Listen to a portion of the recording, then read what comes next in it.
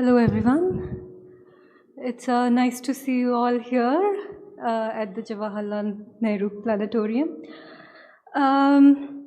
So here for the Kaapi with Curiosity series. Let me tell you a little bit about that and also the organizing institutes. So this is a monthly series which is aimed at the general public, which was started in 2016 and it has been going on very regularly even through the pandemic. This lecture gives an opportunity for you all, general public, to interact with eminent scientists, and they tell you about what is today's science discovering and also to convey the excitement of the science that they are doing. And now I would like to tell you a little bit about ICTS. So it's International Center for Theoretical Sciences. So for example, I am Pallavi Bhatt. I am a member of the faculty over there. And we have about 22 or so faculty members. And so we are collaborating with Jawaharlal Nehru Planetarium to host this public outreach series. And we are primarily a research institute doing research in subfields of physics and mathematics and computer sciences.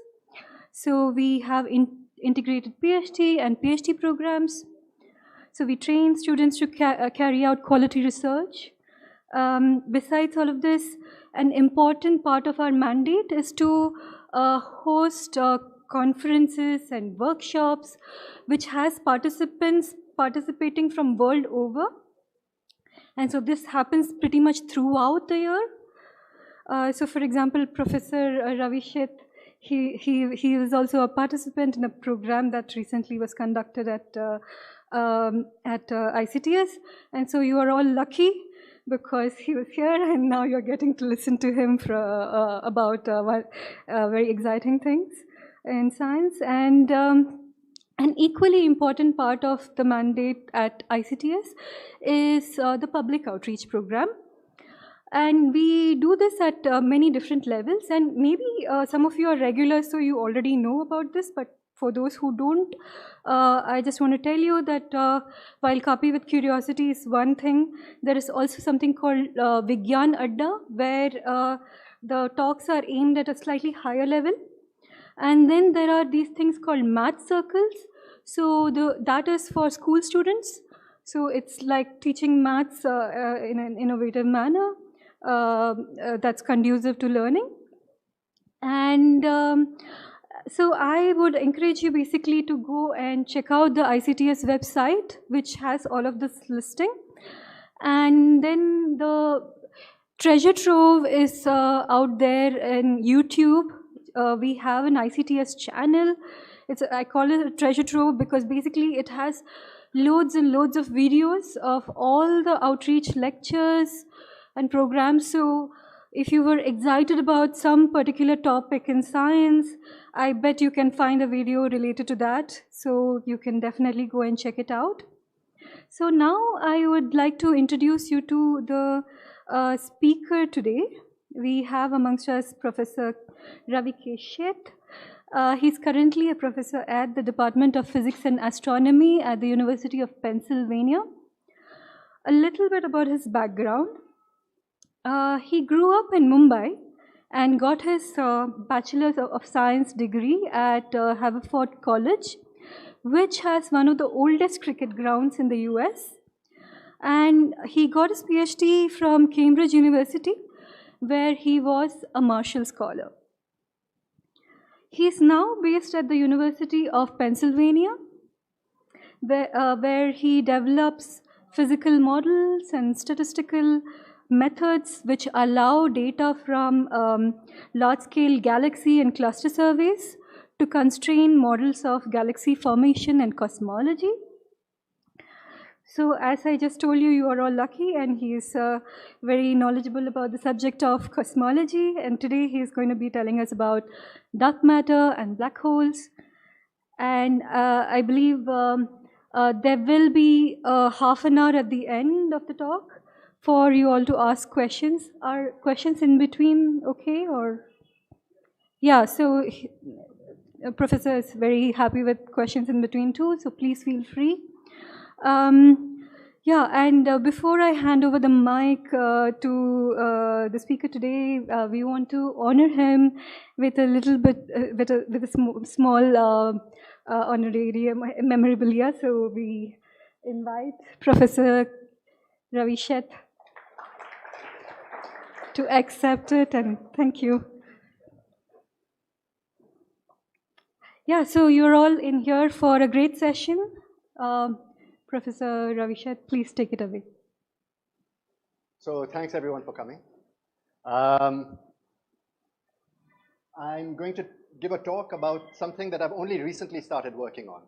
So that means that I'm not an expert or the initiator of the field or anything like that.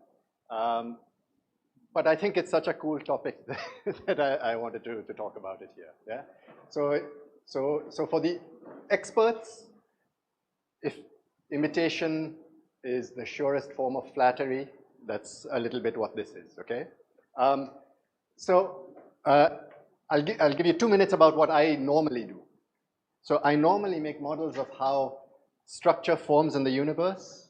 We think that the structures start out pretty smooth, and then gravity goes to work and forms lumps. The lumps are eventually the galaxies that we see today. The galaxies that we see today, they end up having stars. And if we're going to see another galaxy, we see it because we see the light from its stars.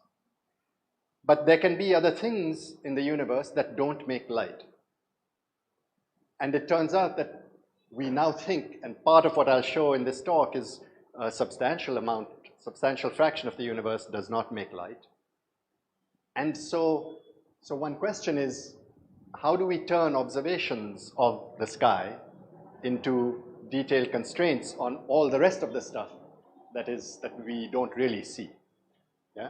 So I make models of that.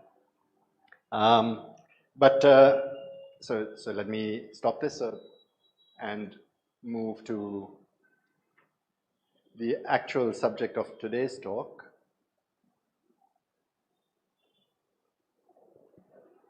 which is about primordial black holes. Yeah? So I call it "What's the matter with primordial black holes?" So play on words in a number of ways.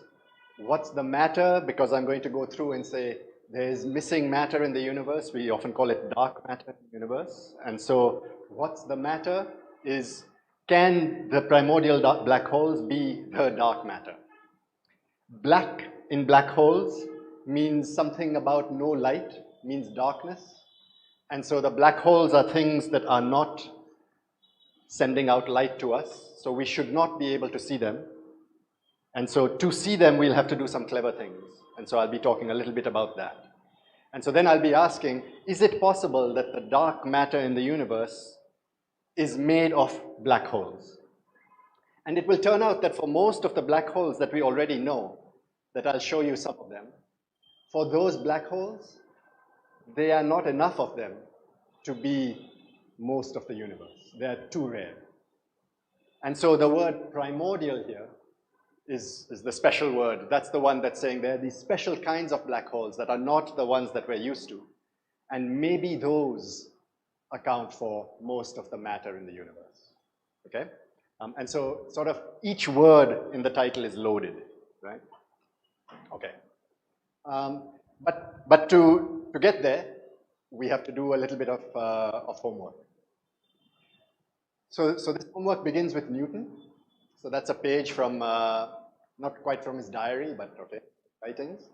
And he's interested in how things move, right? So if I don't want to drop this guy, but if I take this and I drop it straight down, it will drop straight down, and we say because of gravity, right? And so if instead I throw it forward, then what will happen? It will go forward, but it will fall, right? So it will go like this. If I throw it faster, it will go further and keep falling, okay? So what he's drawing here are, he's imagining there's a tower and you throw something and you throw it softly and then you throw it harder, then you throw it very hard. Okay, so let's look at that. We throw it and it falls. So this is as though he's on the tower and we are above the North Pole and we are looking and seeing where the thing that he threw went. And he threw it pretty far. Okay? But now suppose he throws it harder.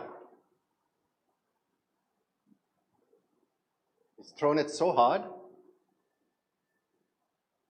that it's trying to fall, but it keeps going, and it's going to hit him in the back of the head, no? And so, right, so if I throw it faster and faster and faster, it will keep falling, and eventually it can go all the way around. So in that case, it's in free fall. It keeps falling towards the center, but it never hits the surface of the Earth. So we will call that an orbit. Okay? So this was a particular speed. You have to throw it with the right speed to make it go in an orbit. In this case, the orbit is a circle. Okay? Suppose you throw it a little bit harder. If you throw it a little bit harder, then you can see it starts to go away a little bit further. But if I threw it, but not too hard, it will still make its way back, and it will make an orbit. This one will be an ellipse rather than a circle. Okay? All right? Final thing I can do is throw it very hard. So let's throw it very hard. If I throw it very hard, there is a speed that I can throw it above which it will never come back. So we call this one the escape speed. Okay? All right. So this was a series of useful things because they're showing you different kinds of orbits. Bound orbits can be circular or elliptical, or they can be unbound, like this one, where they will keep going forever. Okay? And sort of the amazing thing about this is that the shape of the orbit depends on how fast it was thrown, so the speed, and how far from the center. Okay, those two things. It does not depend on what was thrown. Right, so normally we say there was this experiment where Galileo dropped stuff from the Tower of Pisa, and if I drop this and I drop this, okay, they'll both break, but they'll fall together. Okay, and so here too, what goes around depends on the speed of the thing and the distance it was from the center, but not its mass. The only important thing then is the mass of the object that is orbiting, but not it itself. So the orbits that he's drawing here, they are the same for all cannonballs, whatever their mass. Yeah, so he was imagining there was a cannon, a gun that was firing. Yeah.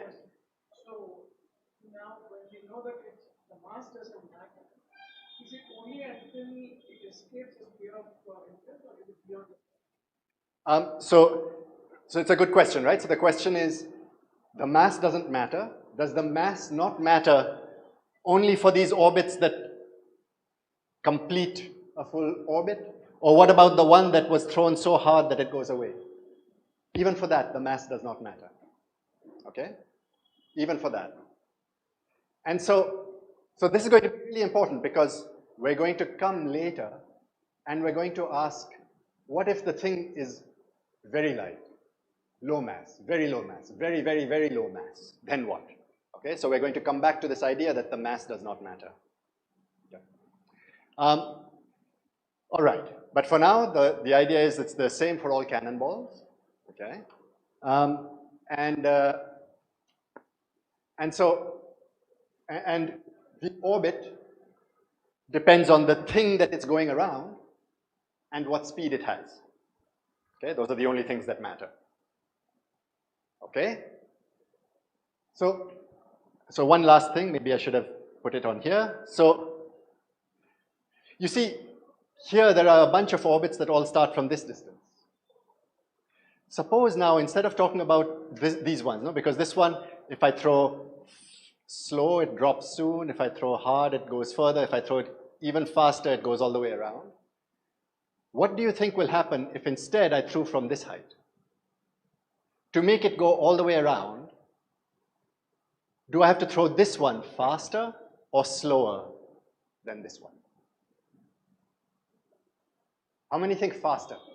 The other is faster. As well, when you go higher and higher, then Higher and higher, slower. Yeah, do you agree? Slower? How many agree slower?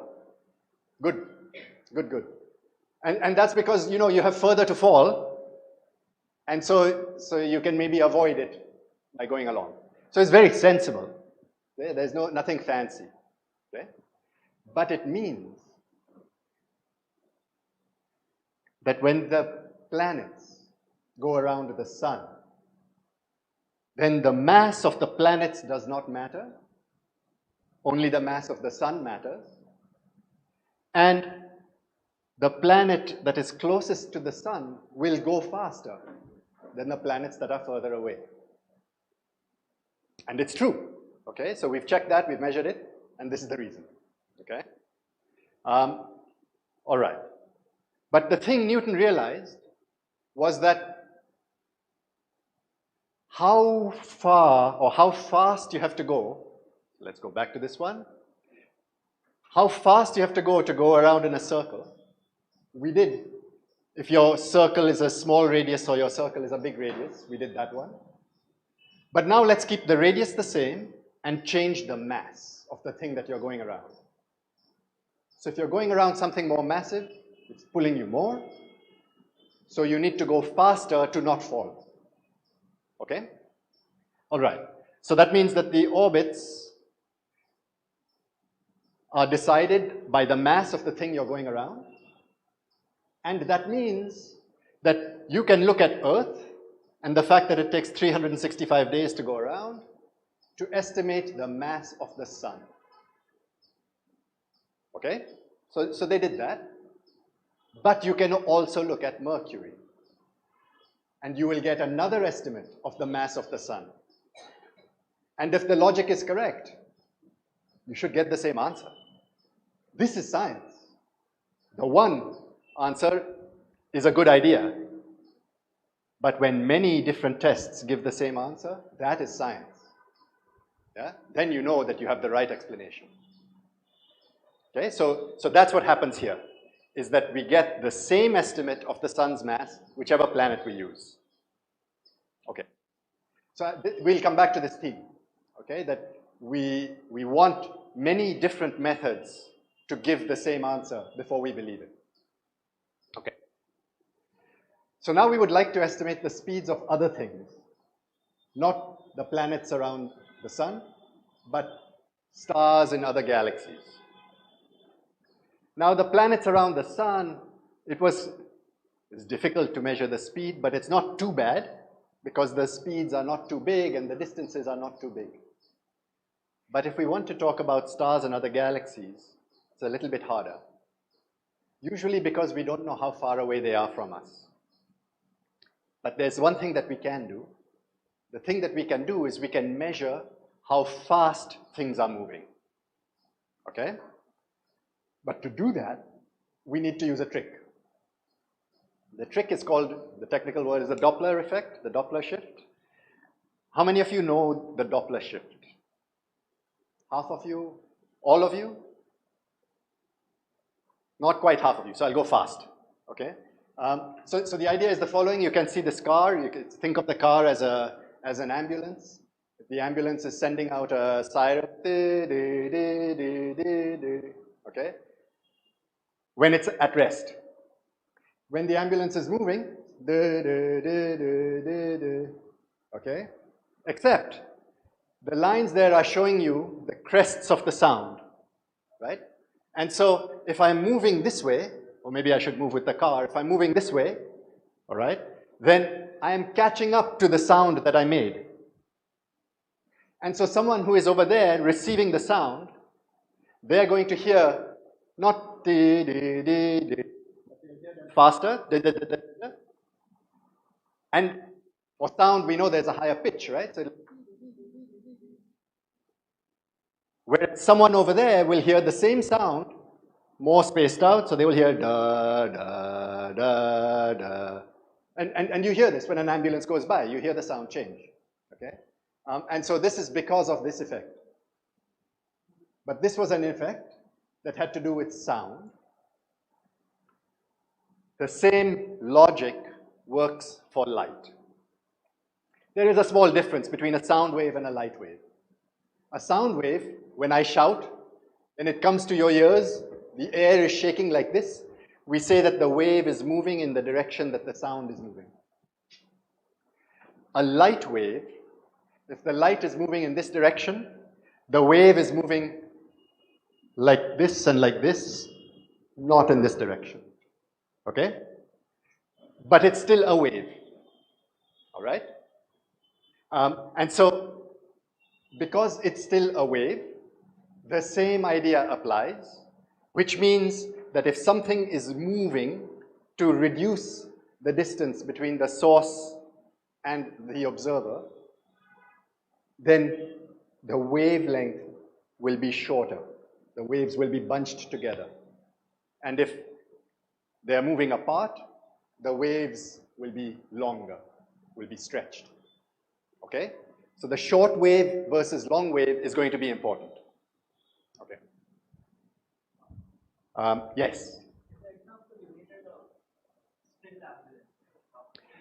So I started the example with the still ambulance. Correct, correct. There's a good question, right? The question is, okay, it might be faster, it might be slower. How do you know that it's faster or slower, right? If you don't know what it is when it's at rest. So it's a good question. So I'll show you a picture where we can try to answer that. Okay, so we'll go there in a second. But you're right, the difficult thing is, if you don't know a priori how fast something is moving, then this is not so useful. Okay? All right. So this is just illustrating the same thing. Okay, so let me skip this one. So here's an example of a galaxy. The galaxy is made of many stars. This galaxy is spinning like this. It can be that it's spinning like this and moving towards you. Okay? So let's break the motion up into two components, just the rotation and the motion. The rotation, the galaxy is made up of stars. Let's say that they are kind of yellow stars. So if the galaxy is spinning, then this side is moving towards you. So you will see it, instead of yellow, you will see it with something that is shorter than yellow. The waves that you receive will be shorter waves than yellow waves, and these will be longer waves than yellow waves. So the galaxy will look to you like it's multicolored. It turns out to be a small effect because this was a photograph of a galaxy and it's yellow. So it's not like one side is green and one side is red compared to the yellow. That's because it's a small effect. Because the galaxy is spinning with a speed that is small. What means small? So in this case, small compared to the speed of light. Okay? So because it's spinning small compared to the speed of light, the effect is very small. But it's there. We have the technology, it's good enough to measure. And so we can measure the rotation. We can measure this speed, this speed. What about the stars that are here that are moving this way? The stars that are here that are moving this way, they're not moving towards you. So they are not getting a Doppler shift. So they are giving you the yellow color. These are giving you green, these are giving you red, these are giving you yellow. So these are giving you the true speed, the true whatever, true color. Yeah? Of course, now I still have the problem that the whole galaxy might be moving this way, and because of that, everything will be a little bit green. Okay? So So for that, I do something fancier, but it's possible to do. Okay. But the rotation is very easy. So that's what this was trying to show. So I said green and red, but in the jargon we usually say blue and red. Okay? Blue for short, red for long. All right. So we can measure how quickly something is spinning by how different it is on one side compared to the other. Okay. So here is an attempt to do that measurement. Okay? So here is a galaxy. For this galaxy, what we can do is we can cut out all the other light, we can cut out all this light, and keep only the light from the central region. And we can ask, what is the color? Translate the color into how different it is from the middle, so how different it is from yellow, and so we can estimate the speed. So we can estimate the speed of these stars, then of these stars, then of these stars, then of these stars, then of these stars. So we can measure the speed of all the stars. Okay, so the 5,000 to 10,000 is how far away you are from the center, and the speed is this axis, okay? And the measurement is the white, okay? And so to a first approximation, let's say that this goes up as a straight line and this goes flat. One of the things that we do in physics, but especially in astronomy, is we make very simple models.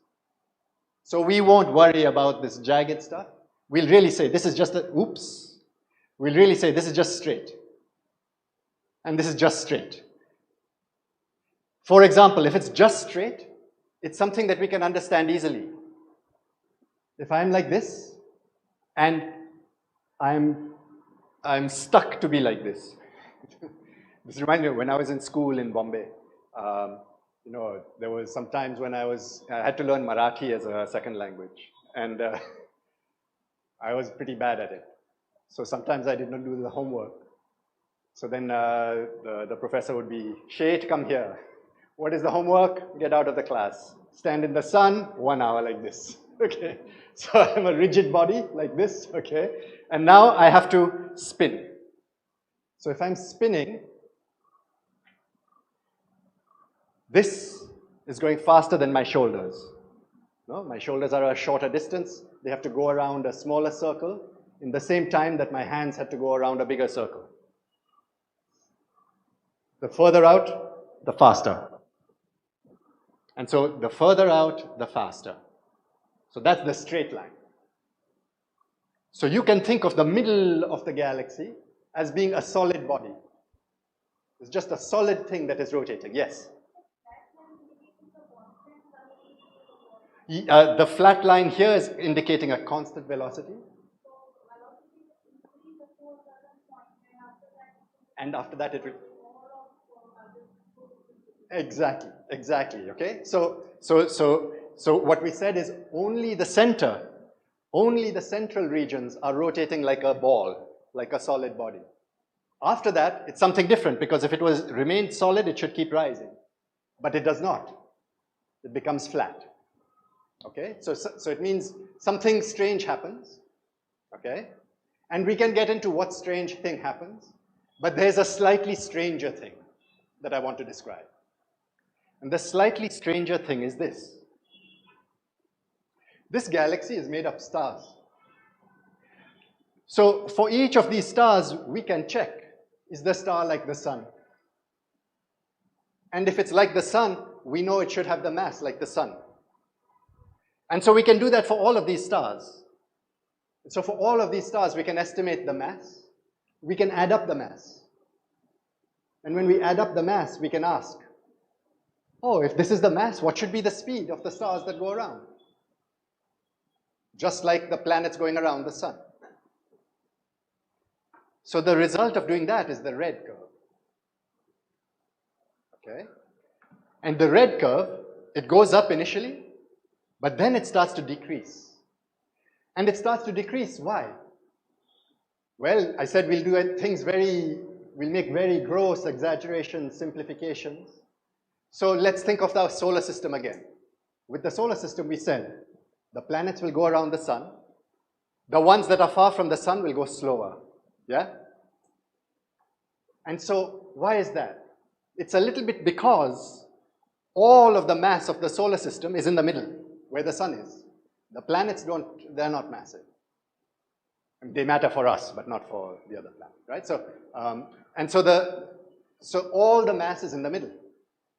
So what is happening here is that once you have reached more or less this distance, you have all the mass. If you go further out, there are no more stars, really. And so from this point on, it should decrease. Further out you go, the mass is not changing, but the distance is getting bigger, so the speed is getting smaller, just like the solar system.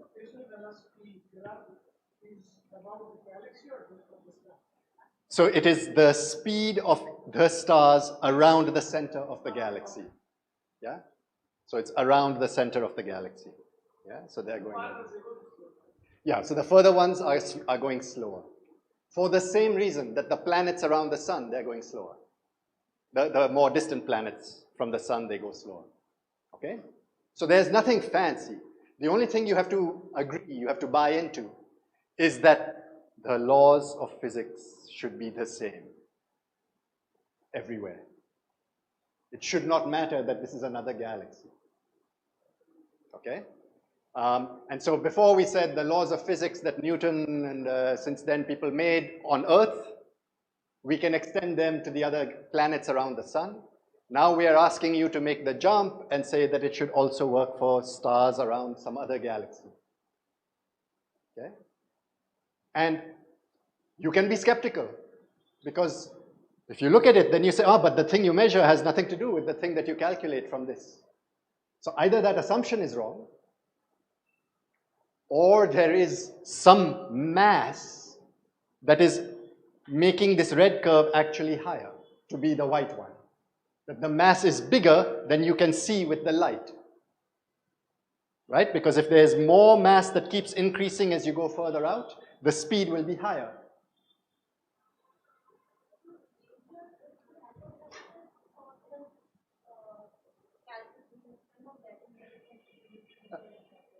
Sorry, I missed. What is the calculated?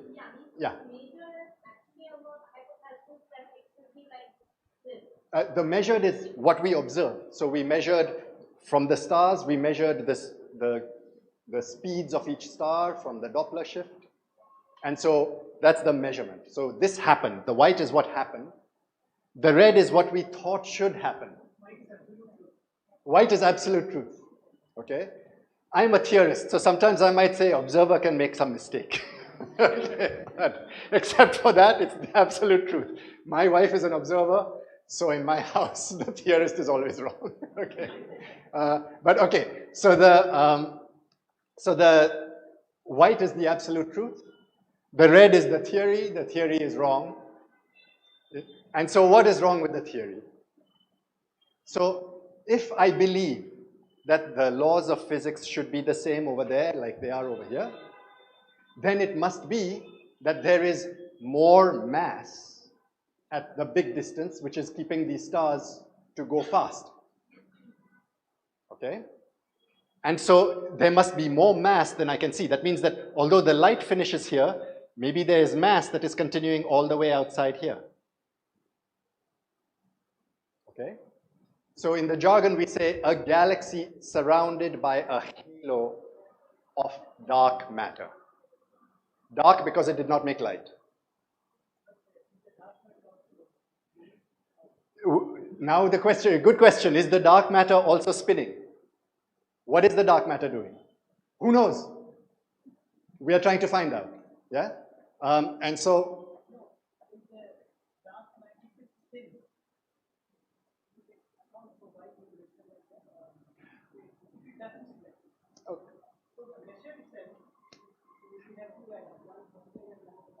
okay, good. So the question is, if there is dark matter, so let me imagine that I have the ball of stars that are making light.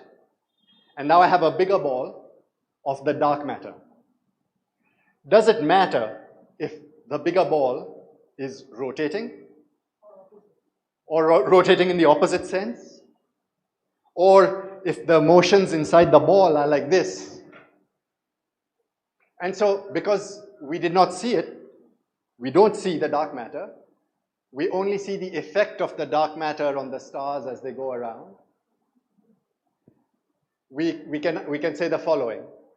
We can say, whatever the dark matter is, it also cannot fall into the center. If it had fallen into the center, then all the mass would be in the center, and the speeds would be higher. And so it must have some speed. And so we think that the dark matter is also moving. And now the only question is the dark matter moving in the same direction as the stars, in the opposite direction of the stars, or is one dark matter particle going like this, one going like this, one going like this? Because there is no reason why it should be a nice ordered motion like for the stars.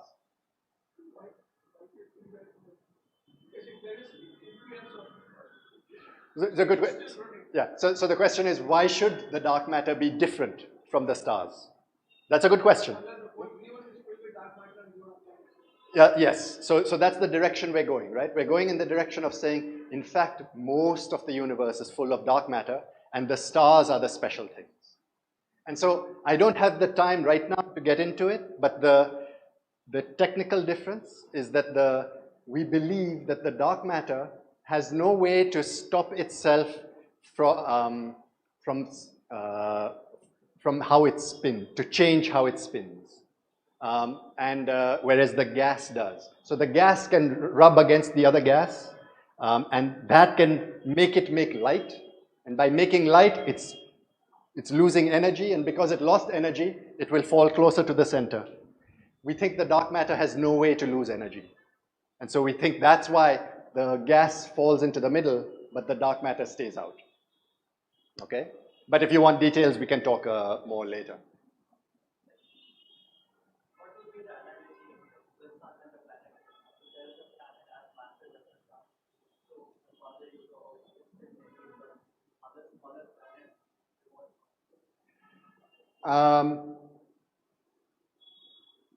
Maybe, yeah. It would be more like, imagine that the sun was able to have some planet, was able to have some objects inside it going around. Okay? And the ones inside it going around, they, suppose they only saw the light from the inside, but there's also the stuff on the outside. Maybe that's one way to do it. So the sun is more puffy, maybe, than, so more than two separate objects, it's really that it's more extended. Yeah? Sorry, I didn't have to give such a good answer, but yeah. Yes? Oh, that's a good question. Yeah, yes, so it turns out that most of the stars are closer, right? Like the picture shows, the stars are mainly here. Out here, really, we have gas. So we have hydrogen gas. So the technical thing is a little different. The technical measurement is not made with the stars, is made with the hydrogen gas that's further out, but it's the same logic. Yeah? But it's a good question because you can clearly not see the stars here, so what am I talking about? Yes?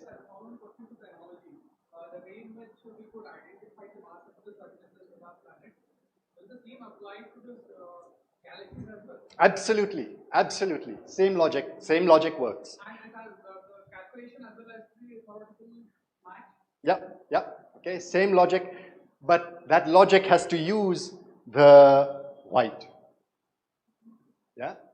Not the red. Okay? And so if you want, using the white is the correct mass, using the red is the wrong mass, using the red is the mass associated with the light, using the white, so the difference between the white and the red is the mass that is dark. Yeah?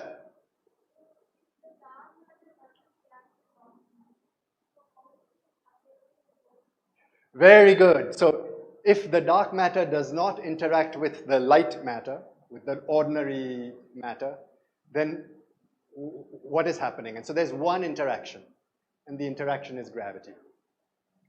So it's the mass of the dark matter that is making the light matter move, and making the other dark matter move also, right? But In the simplest model, that's the only interaction. Nowadays, people are interested in the possibility that dark matter has some other interaction with itself, or there might be some other interaction, not so much with light, but with some other thing. But the simplest model is dark matter does not interact except with gravity. Yeah. How does it interact with time? Like ordinary matter. It doesn't interact with light, but it does with gravity, and so time progresses for it just the same as for other ones. Yeah. So, or maybe you're thinking about the case that light has a finite speed, and so you're worried about whether for dark matter. So we can still talk about light flowing past dark matter particles, and for that also it cannot, the speed of light is some number. I'll show it in a second. And so there's nothing special. Yeah.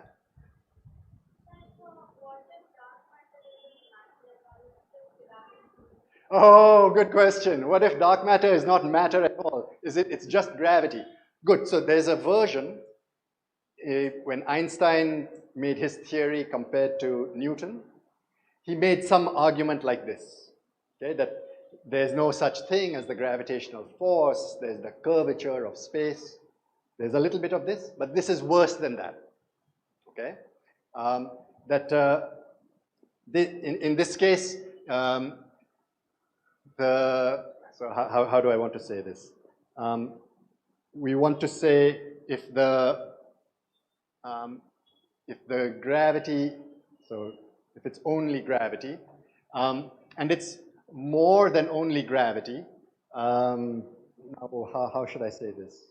I had the answer before I started talking. Can you repeat the question and I'll see if I remember.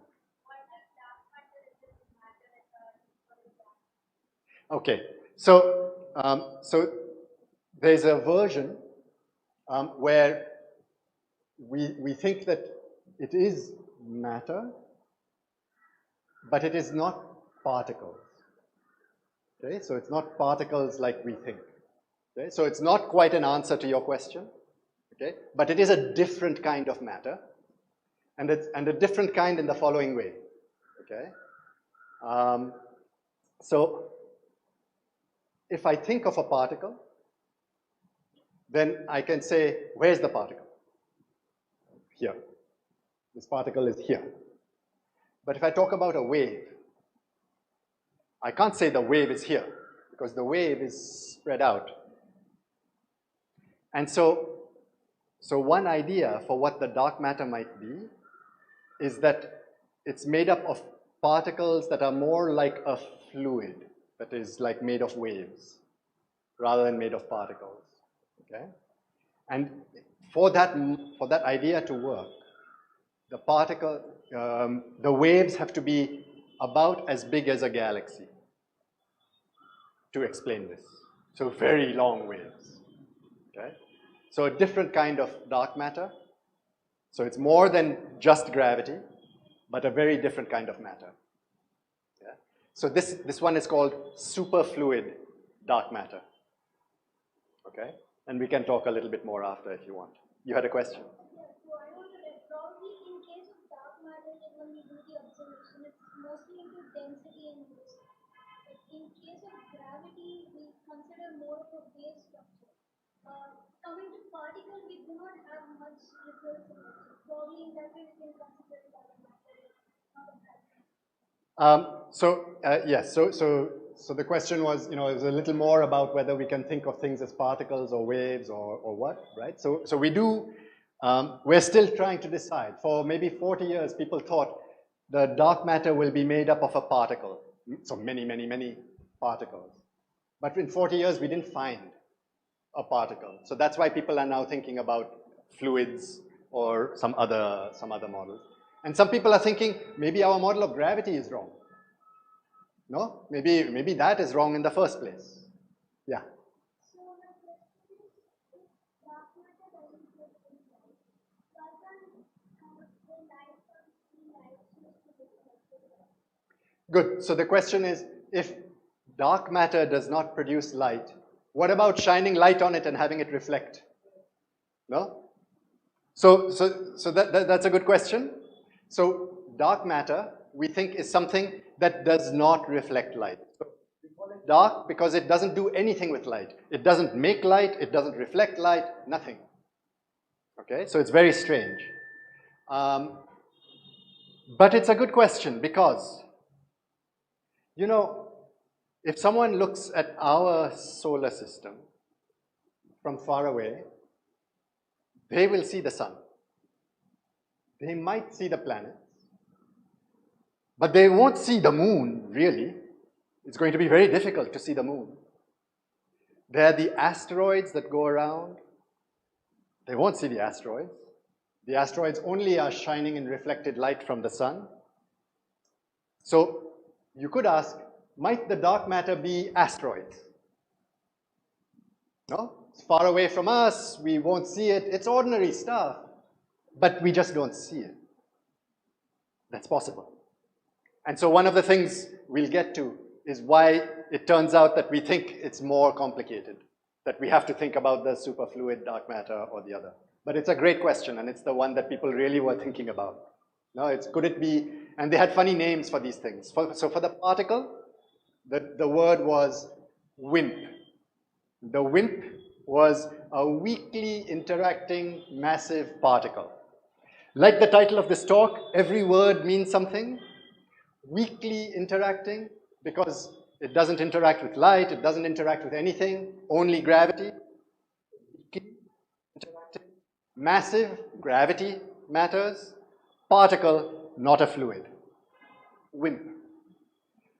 Your asteroids that might be the dark matter, they were called, the opposite of a WIMP is a macho. So the macho is a massive, compact halo object that lives in the outskirts of the solar system or things like that. Yeah? Yes?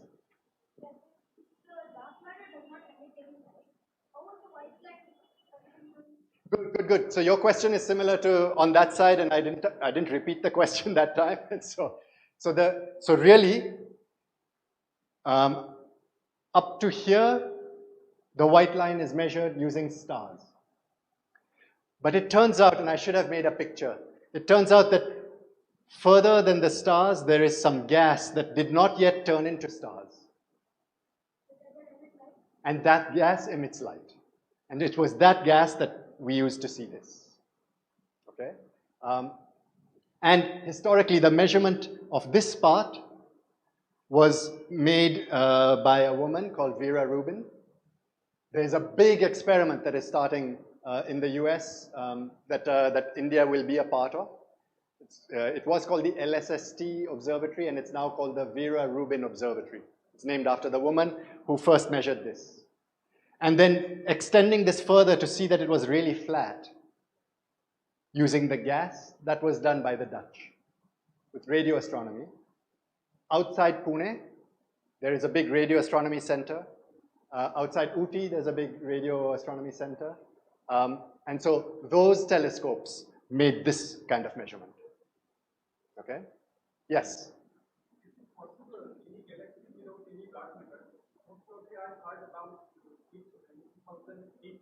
Yes, good. So there's some possibility that there are galaxies without dark matter. There are a few.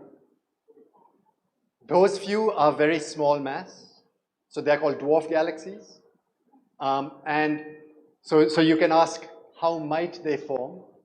And maybe we can talk after the talk, yeah? Because we're not getting to the black holes otherwise. Yes.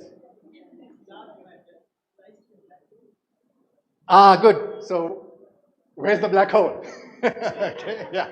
And so good. So we think that in the middle of every single galaxy there is a black hole. So we're going there. So we'll look at some of that.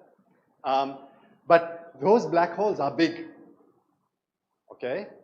The way we think we know how to make black holes is from starting out as stars. So we think that the black holes, they should start out more or less like the mass of a star, the sun, maybe 2 or 3 times the mass of the sun. But these ones are much bigger. So one question is, where's the black hole, and if it is in the center or if it's outside. Okay, so I said we think there is one in the center, but if there is one in the center, it doesn't help the problem, right? It doesn't help the problem that the white is up. So you need to put them outside. Yeah, so there must be some outside. So you have it. Okay, so a possibility is that the dark matter is asteroids. Another possibility is the dark matter is black holes. But to say black holes, we need to say why, what is a black hole. So we'll do that very quickly. Yeah, and then the question is, can the dark matter be black holes? Okay, we move on. Okay, so there's stars, and then this is a puzzle to say we don't know where most of the mass is. Okay. All right, if we add up for all the stars and all the galaxies, then we realize in the universe, less than 10% of the mass is made by stars. Most of it is something dark, and we have to figure out what it is. I forgot, there's a beautiful picture. Go to Wikipedia, go to Google, type in iceberg image. And you will see the tip of the iceberg, water, and a huge thing underneath. Okay, that's what we have, right? We see the tip of the iceberg, we see a little bit of the matter, the 90% we don't see. And we are trying to understand this other 90% from the 10% that we do see. Okay, all right. So back to Newton. Okay, Newton with his cannonballs. And we said it's the same for all cannonballs, these orbits. And so, because it's the same for all cannonballs, we can ask, all that matters is the speed of the cannonball for the shape of the orbit and the mass of the thing it's going around. So what if the speed is the speed of light? So Newton could have asked this question. And some of you are frowning correctly, right? Because we say light goes in a straight line. It doesn't go in an orbit. But what's correct, right? We have this argument that says the orbit does not depend on the mass of the thing that is orbiting, just depends on its speed.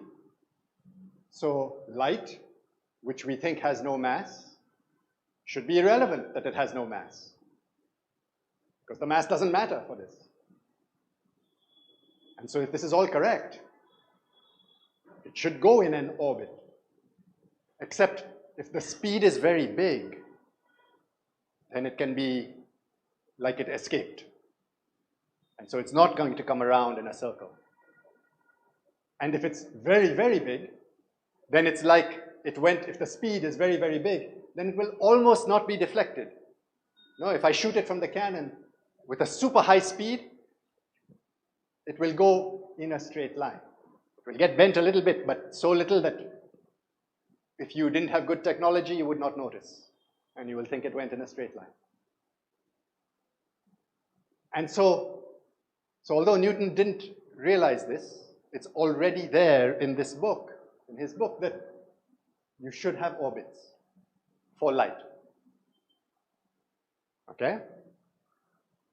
It was sometime after Newton, that this was the 1676, something like that, that they measured the speed of light. And so they knew that it was a big speed, 300,000 kilometers per second. And the way they did it was they saw Jupiter. So this is also an interesting story. In those days, they didn't have good clocks. The clock was a sand glass. You do like this, okay?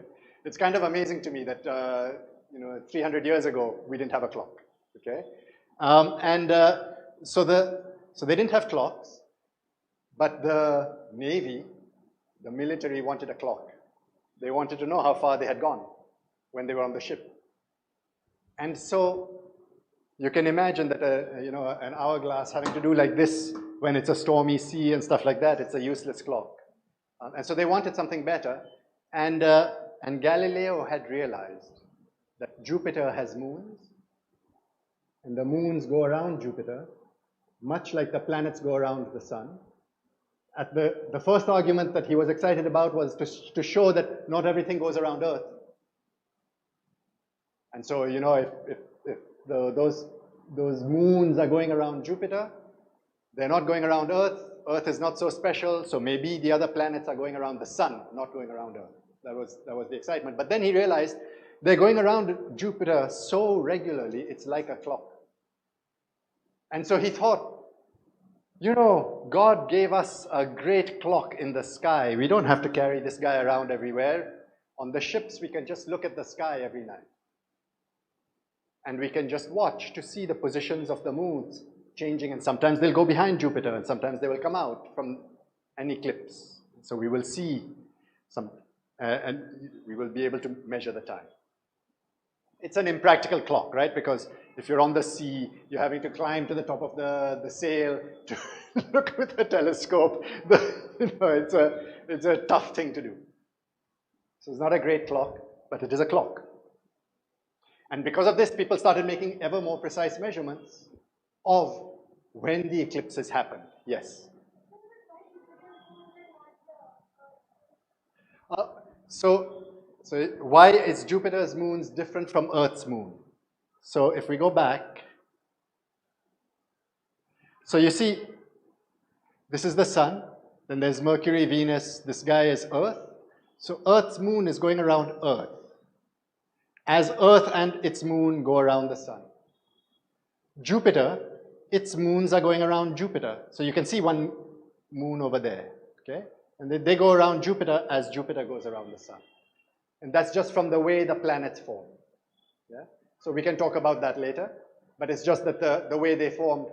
And the mechanism for forming Jupiter to end up with moons is not very different from the mechanism for forming the sun to have its planets. Okay? All right, so, okay. So they were measuring more precisely the timing of the eclipses, and they started to see a problem. And the problem that they saw was that as Jupiter goes around Earth, right, sometimes it's on the same side of the sun as Earth, and sometimes it's on the opposite side of the sun from Earth. And when they first made the measurements, they just saw that sometimes the eclipse was earlier than expected, sometimes the eclipse was later than expected. It was kind of random. Then they started to realize that whether it was early or late had to do with whether Earth and Jupiter were on the same side, then it was early, or they were on the opposite sides of the sun, then it was late. And the total time difference was about 8 minutes, 8 minutes and 20 seconds. From this configuration to this. And so they realized that it was because to see Jupiter and its moon, you have to get the light from both of them. Then, when the moon goes behind Jupiter, you stop getting the light, but it takes some time before you notice that the light changed, right? Because the light has to stop coming to you. Or when it comes out the other side, the light has to start coming to you. So there's a little bit of a delay before you see it, and how the delay depends on how far it has to travel and how fast it goes. And that was the 8 minutes. Okay? And so that's how they understood. Once they realized that there was a pattern, it was not the observer was making a bad measurement. The observer was making a very good measurement. It was that there's a pattern, a regularity to the measurement, and when they interpreted it, they could say, the speed of light is such that it takes 8 minutes to go between the Earth and the sun. Longer from Jupiter, but what matters is the difference, right? So the difference between coming to here or having to come this extra distance here. Okay? So 8 light minutes is the distance to the sun from the Earth. Okay. So they knew the speed was fast, yeah. Good. Yes, so in principle, if they were all exactly in the same plane, then the Earth could block out some of sun's light on Jupiter, and then Jupiter, when it reflected back, you would see the shadow of the Earth. Yeah? But it turns out that Earth is so small that it doesn't matter. Yeah, yeah, very good, right? So in this picture, it could have been that someone on Jupiter cannot see the Earth because they're exactly in a straight line. That's right, and vice versa. That's right. So in this case, yes, they would not be seen, but just a little bit on this side or a little bit on this side, and you can still see. So then it's fine. That's a good point. Yeah. Yes. Sorry. How do we know that the speed of light is the same in all galaxies? It's a good question, right? So you can ask, we'll gradually go further out, right? And for each more distant thing, we will see if we can make some estimate of the speed of light. So when we get to the scales of galaxies, one way we can ask this question, is the speed of light the same? Is we can ask, if we assume it is the same, do we get something that seems sensible? And then you can ask, oh, but I'm finding that there's all this weird dark matter. Is it because the speed of light is different?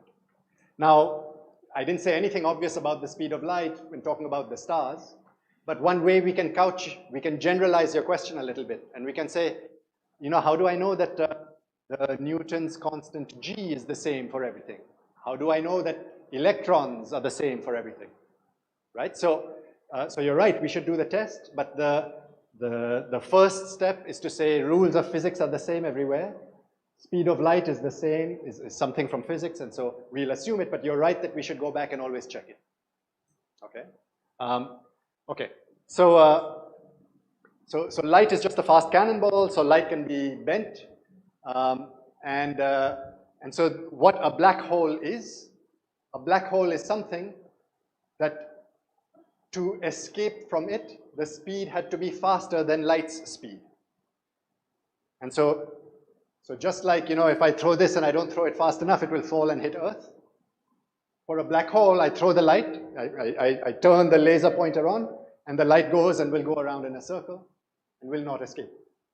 It will be one of these and it will fall down. That's a black hole. So nothing different. Okay? The same rules. Yeah. Good. So it's a great question, right? If you put light in a black hole, why doesn't the black hole glow? And so what does it mean to glow? To glow means light had to come out, no? And so, but light goes with a speed. And if that speed is not fast enough to go out, it stays in. And so what goes into a black hole stays in the black hole. It cannot come out. Yeah? It's a great question, right? So the stuff goes in and it doesn't come out. Some of you will know that some black holes can evaporate. We can talk about that separately. Yeah? But what goes in cannot come out. And because the speed of light is so fast, we think nothing can go faster than the speed of light. So nothing can come out. Once it falls in, it cannot come out. Yeah?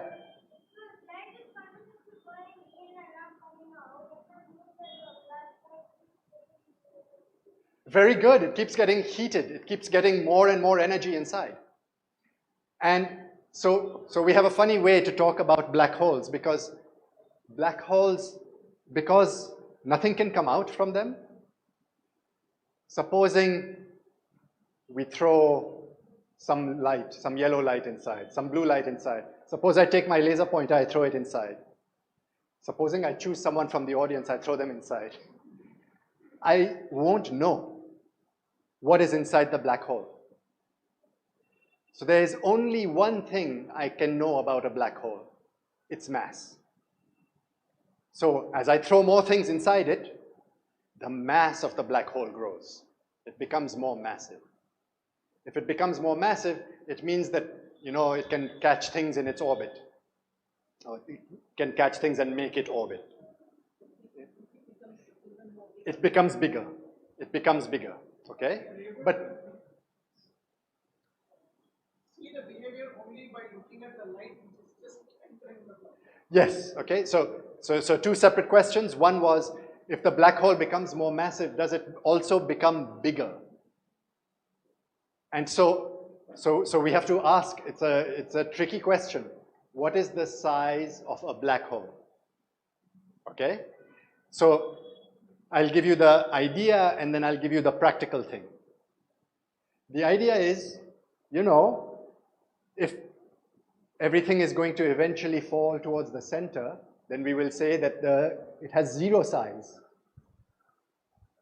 But, you know, there will be, if it's zero size, then the speed to escape from very close is very high. So for sure, light doesn't escape. But even from somewhere outside, light doesn't escape. Even from somewhere outside, light doesn't escape. But there is a distance where you are far enough that now that speed is, the speed of light is okay. So that's a very special distance that depends on the mass of this object. We call that the radius of the black hole, because we don't know what is inside. So better to not say that everything is in a point or is not in a point. We just talk about what we can observe, which is what is the boundary beyond which we cannot observe. And so then that becomes also, you know, there's the closest radius that there can be light that we can observe, and that we'll call the radius of the black hole. Yeah. How do we know that where does all the mass, where does all the matter that is the It stays inside.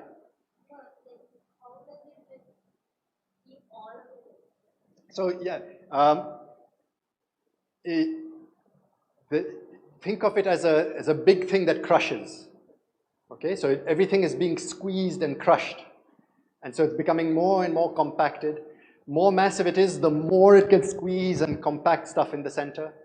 And so everything stays inside and gets compacted. It's a little bit more complicated. The tesseracts, now we're getting into some heavy jargon. Let's talk about tesseracts after. Yeah. If it compresses everything and keeps it inside, what is the density? Oh, that's a great question. If it compresses everything and everything stays inside, what is its density? Okay, so you will think the density must be something crazy. And you're right, something crazy. But there's something that's really strange. The strange thing is this, that if I have a black hole that has a certain mass, and now I say, suppose the mass is double, then remember the size we said is what is the distance at which the speed of light is the one where finally light can escape from any slightly bigger distance, right? So suppose I have double the mass. What happens to this size? It's double. 10 times, 10 times. 100, 100. Okay? So something that is so to give an idea of how dense, the sun, if it was a black hole, I would have to take everything that is the sun. The sun, the radius of the sun is 100 times the radius of the earth. So it's huge. If I take the sun and I compress it to 3 kilometers.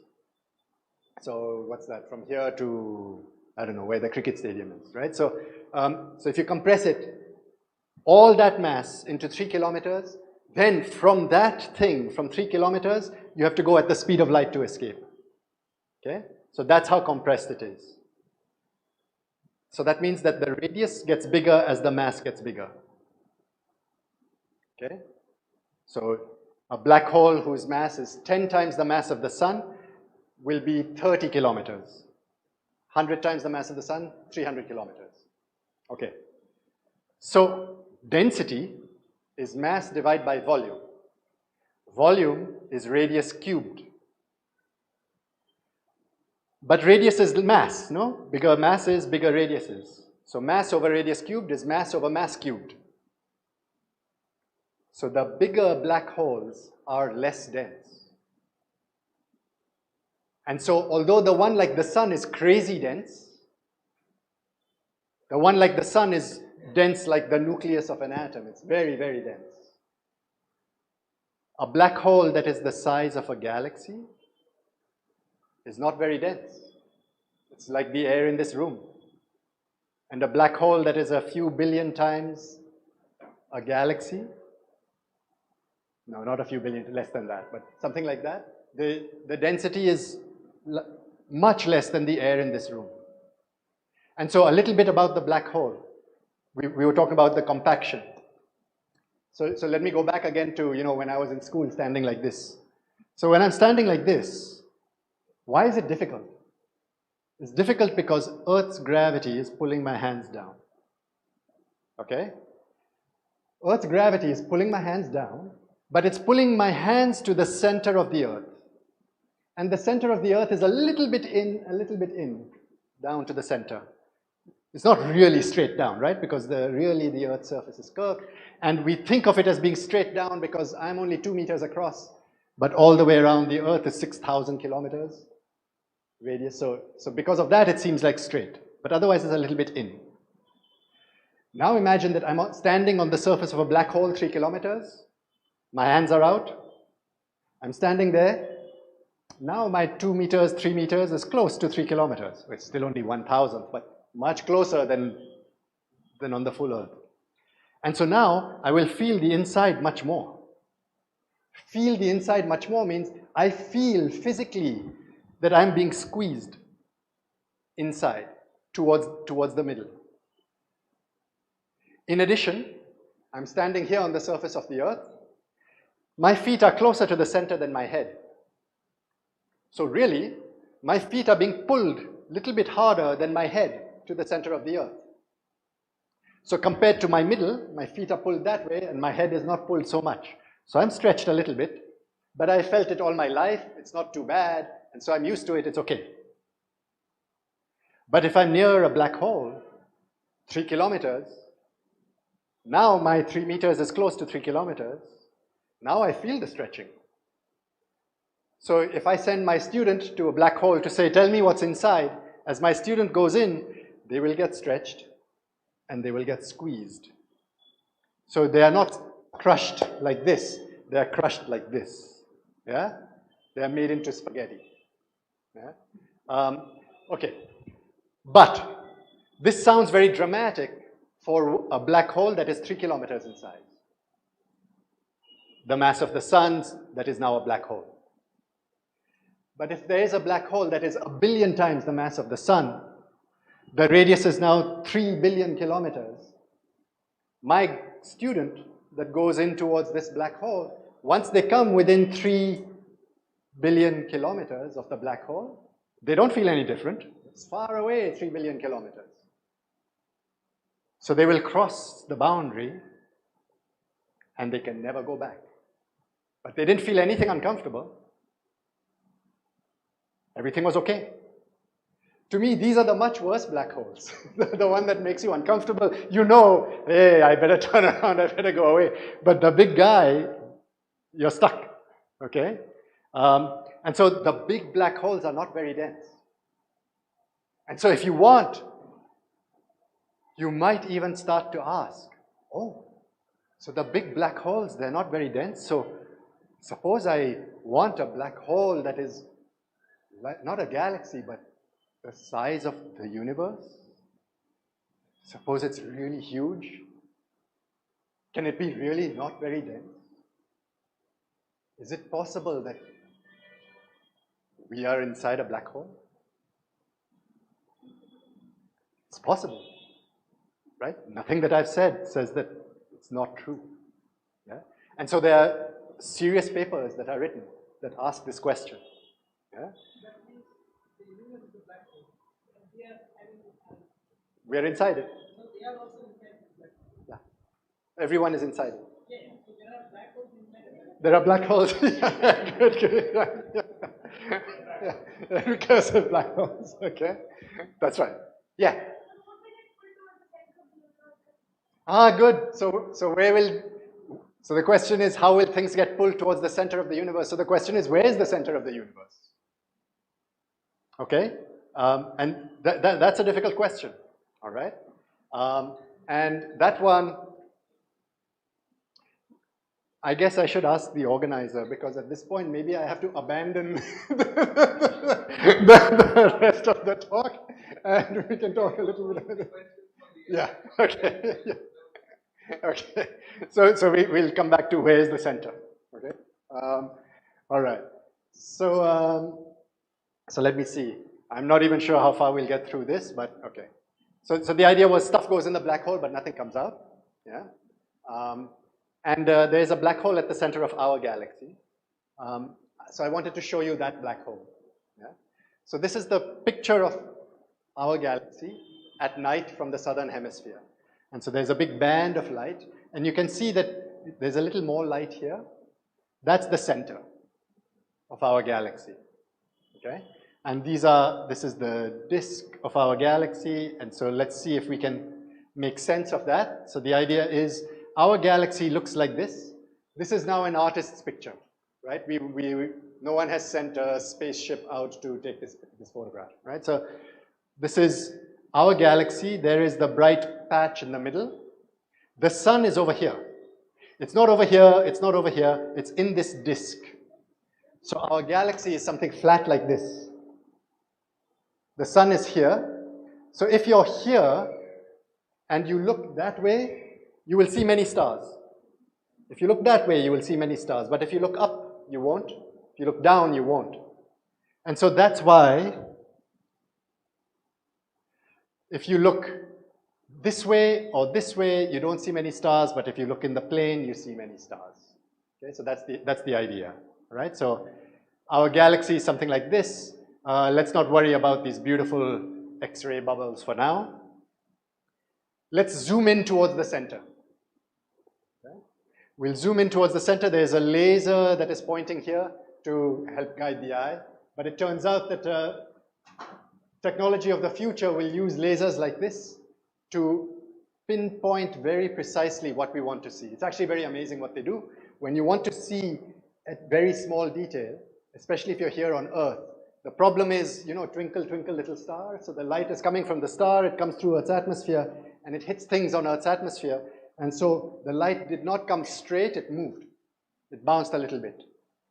And so if light was supposed to come from one pinpoint, now it will bounce this way, now it will bounce this way, now it will bounce this way.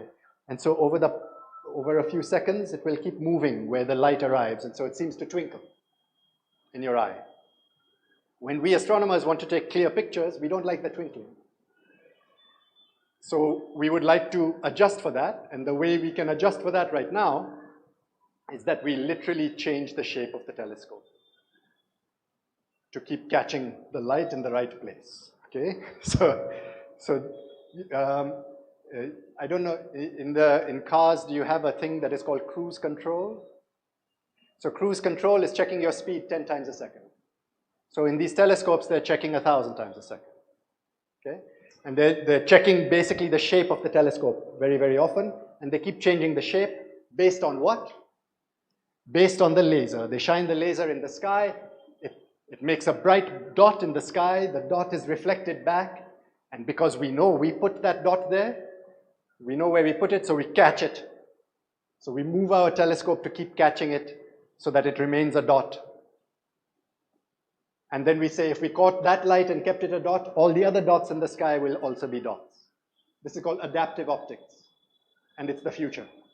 But was impossible without software engineers and computer scientists and hardcore engineers building these kinds of telescopes. Okay? All right.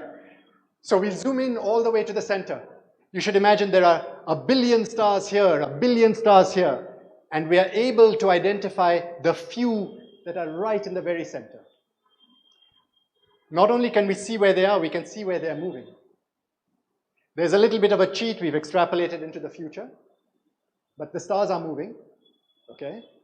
And now we're spinning it around so you can see the different orbits. So each star is on a different orbit. Elliptical orbits. So they're not all in the same plane like in our solar system, but each one is a closed orbit. For each closed orbit, we can estimate the mass of the thing that it is orbiting, and we should get the same answer for every single one of them, because the amazing thing that is happening is they're all orbiting something that is in the middle here, but that thing in the middle is not sending us any light. That's a black hole. And each one of those stars gives us an estimate of the mass of the black hole. It's a few million times the mass of the sun. Each one of those stars gives us the same answer. There's a black hole. in the beginning when we saw the core which was glowing, this core is actually the star we are orbiting. Correct, yeah. So embedded in the middle is a black hole, and so, so this is the point I've been making through the talk.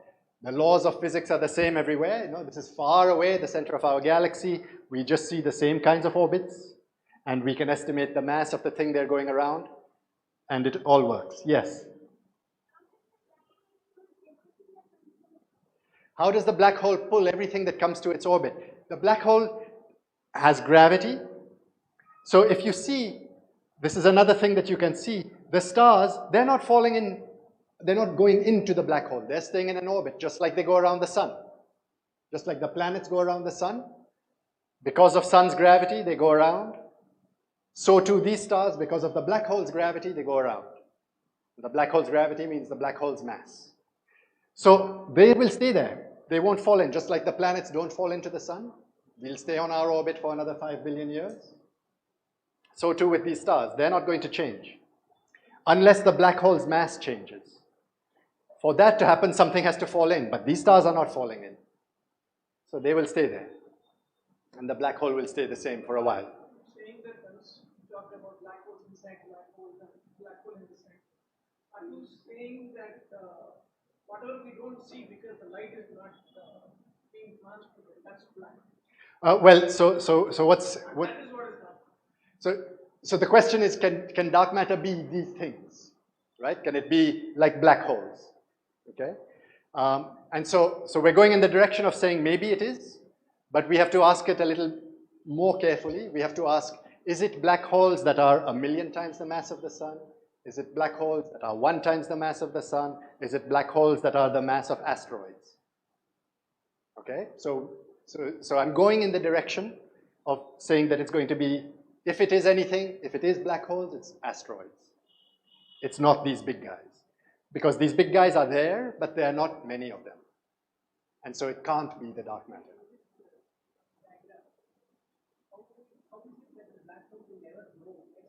Very good. Great. Yeah, so the question is, how will this black hole ever grow, right? So there's a black hole in the middle here. How did it get here? It got here because this black stuff is gas. And so the black stuff, some of this black stuff was also in the center. And so the black hole ate that stuff. And there were some stars that did fall in to make the black hole. So, but at this equilibrium, you mean this black hole will never grow and the stars will remain there? Correct. That's the end of it? That's the end of it. Now, it turns out there's some gas there, so it will grow a little bit. And it can be that the orbits of stars, you know, there can be something that's far out, that's coming in, and gradually it will grow, but basically that's the end of it. Okay? It's actually a disk.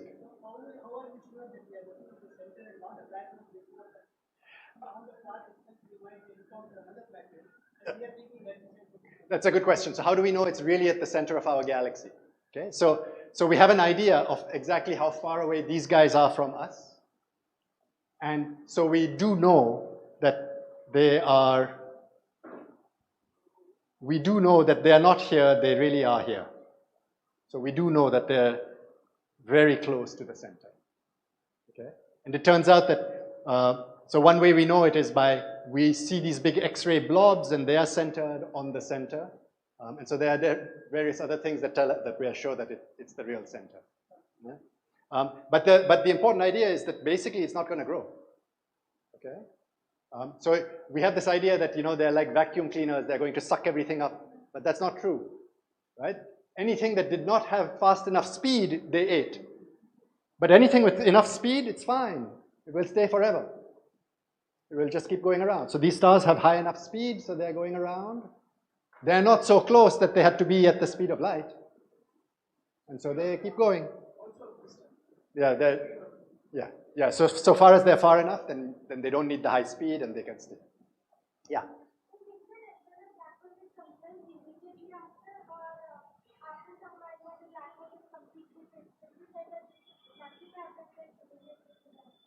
Right, so the question is, how quickly does stuff get compressed as it falls into a black hole? And so now quickly depends upon what you're falling into. A massive black hole or a small mass black hole? Because the big one, you have a big distance to travel. The small one, less. But other than that, it's something that people can calculate and they can work out. And so they do that. Yeah.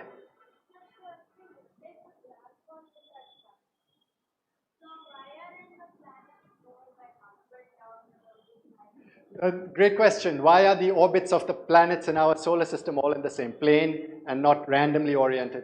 That has to do with the fact that our solar system formed from a ball of gas. And the gas is able to make everything rotate in one direction. So I'll show you a movie after. Yeah? I'll go on now, but there's a good reason. Okay? Okay. So we expect, because there's a black hole at the center of our galaxy, we expect to see one at the center of every galaxy. And we do, okay? And so black hole, there's mass of the stars in the galaxy, and this is the mass of the black hole at the center. And we see that the bigger galaxies have bigger black holes. Most of these were inferring the presence of the black hole from the rotation of the galaxy. There was some press 3 or 4 years ago where we actually saw the proper black hole, or what people call the shadow of the black hole around the galaxy closest to us. But it's very difficult to do for the more distant galaxies. Okay? But we're pretty certain that there's a black hole at the center of every galaxy. Okay? But these are big ones, 1 million times the mass of the sun. The way we know how to make black holes is we start with a star and we squish the star. And the star gradually collapses. Yeah. Very good. So the way we make something that is 1 million times the mass of the sun, like the black hole at the center of our galaxy, is 1 million of these stars had to fall inside, or a few black holes, each a few times the mass of the sun, they had to bang into each other, and gradually as time went on, it got bigger and bigger and bigger.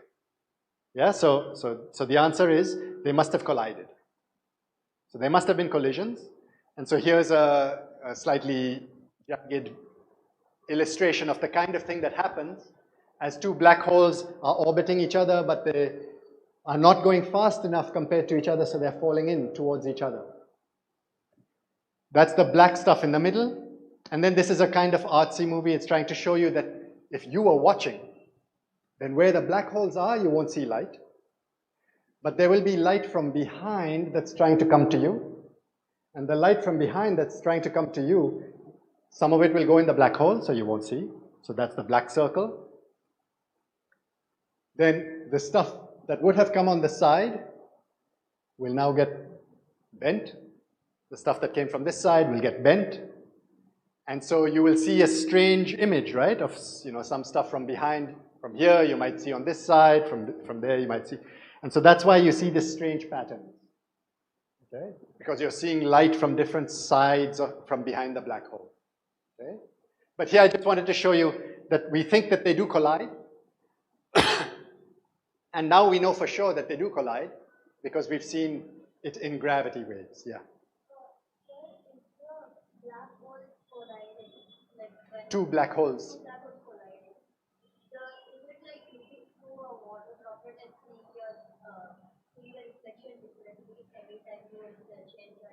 That's a good analogy, right? So he asked, can you think of, that the weird blurry picture before, can you think of it as looking through a water droplet? So you know how when you look through water, then images look a little bit bent, or if you look at the surface of the sea or of a swimming pool, then things look strange. So the technical word for that we call the refractive index for how bent it looks. And so there is a language in which you can talk of the refractive index as you're looking through the black hole. So you can set up the problem that way. Good. So this was showing you, oh yes. Yes, so in this case, they each will suck the other, right? So usually we would say the big one ate the little one. But you could have said it the other way around. If they're the same size, then they ate each other. So we just say they merged, right? So we just say that they collided with each other. And the final thing is something that is more massive, but is not quite the sum of the two masses. So if I have one thing that is 30 times the mass of the sun, another one that is 30 times the mass of the sun, and they collide, then what is made is not 60 times the mass of the sun, because in the process of making the collision, a special thing happens. In the process of making the collision, as they go around like this, they make the space around them make a wave. It's like if I drop some water and then I will make a wave. So it's the same kind of thing. Okay, so you will have this collision, and as they collide, you will have this wave that goes out. And so what this movie was trying to show you is that as they collide, you can see a little bit of kind of wavy pattern all the way out here. Although the collision is happening here, you can see stuff going back and forth here. That going back and forth is like a wave, and now you can kind of see a wave that is coming past, a slight green haze that is coming past. That green haze that comes past, it's a strange kind of wave. It makes something do like this. So when the wave comes through, it does like this. Earth does like this.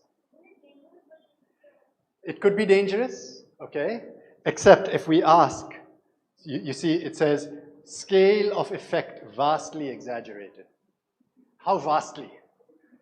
Vastly, because if you take the Earth changed by 1 proton or 2 protons. So it changed by much less than the hair on my head. Okay? Changed very, very little. So it's an incredible thing that they were able to measure.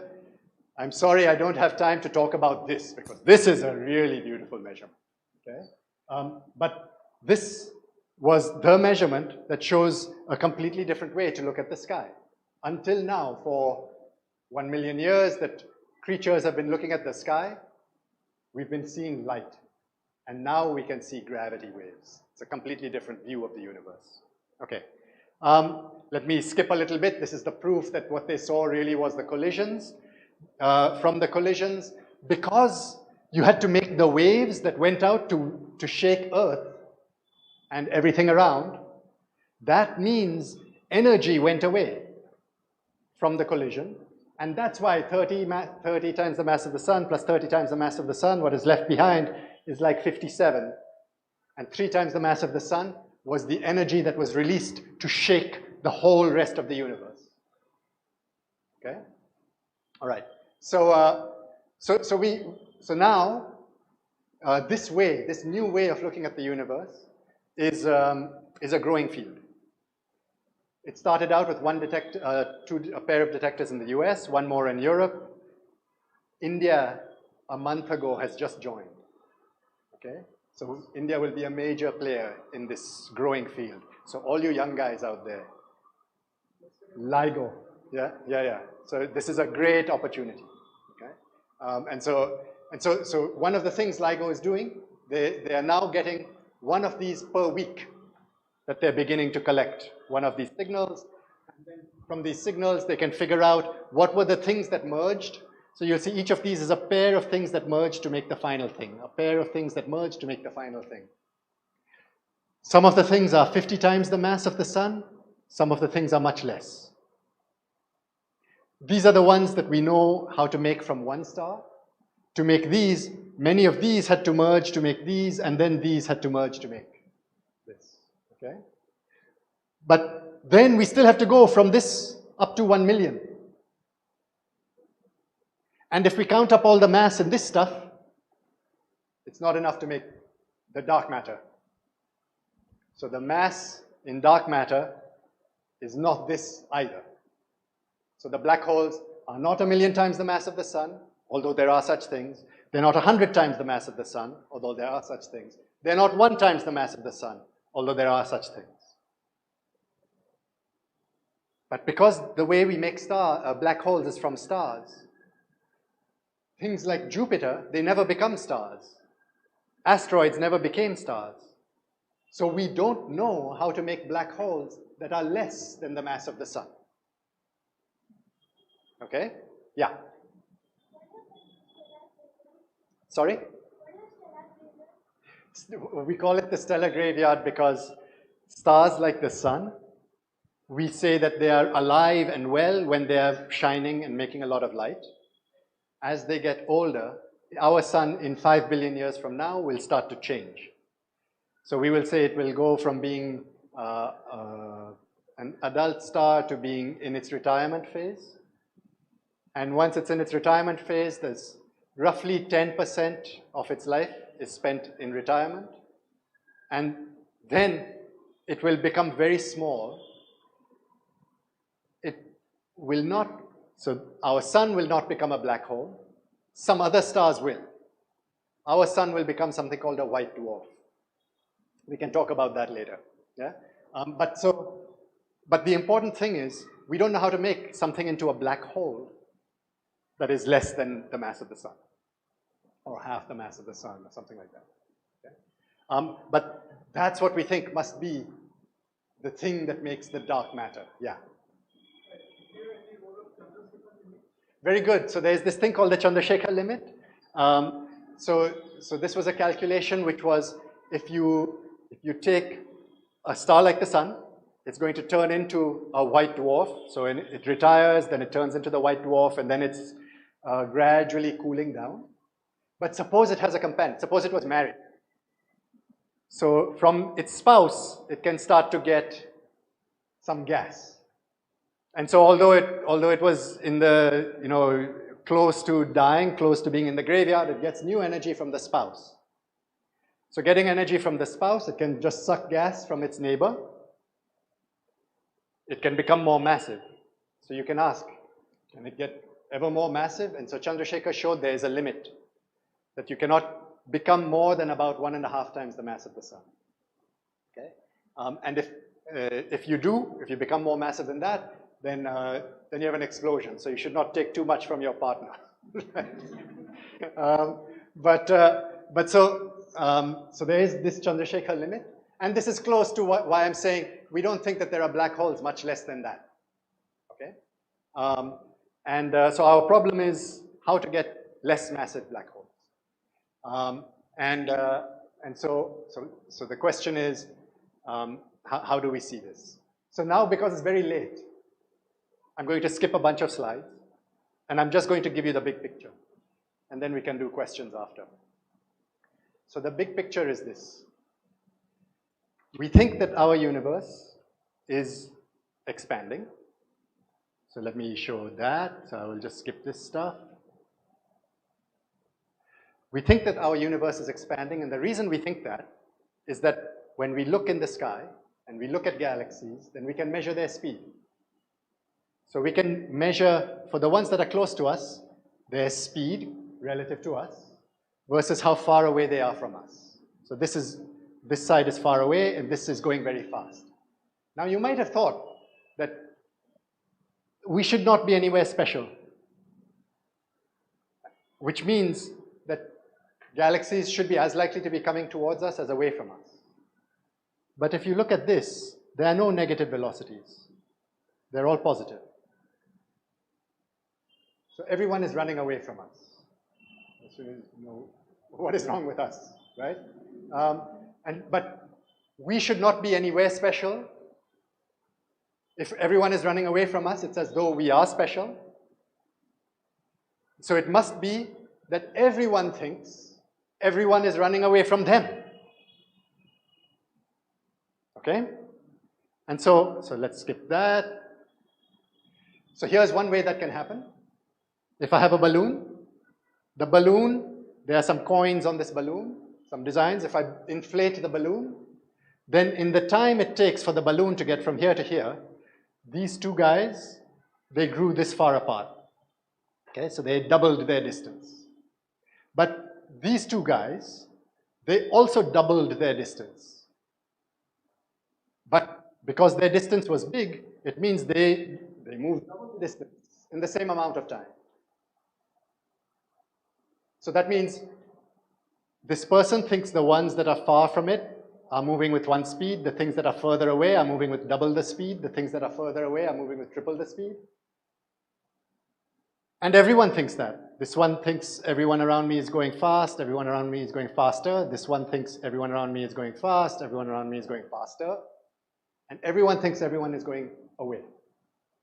So no one is the center, and everyone is the center. Yeah? So everyone is the center.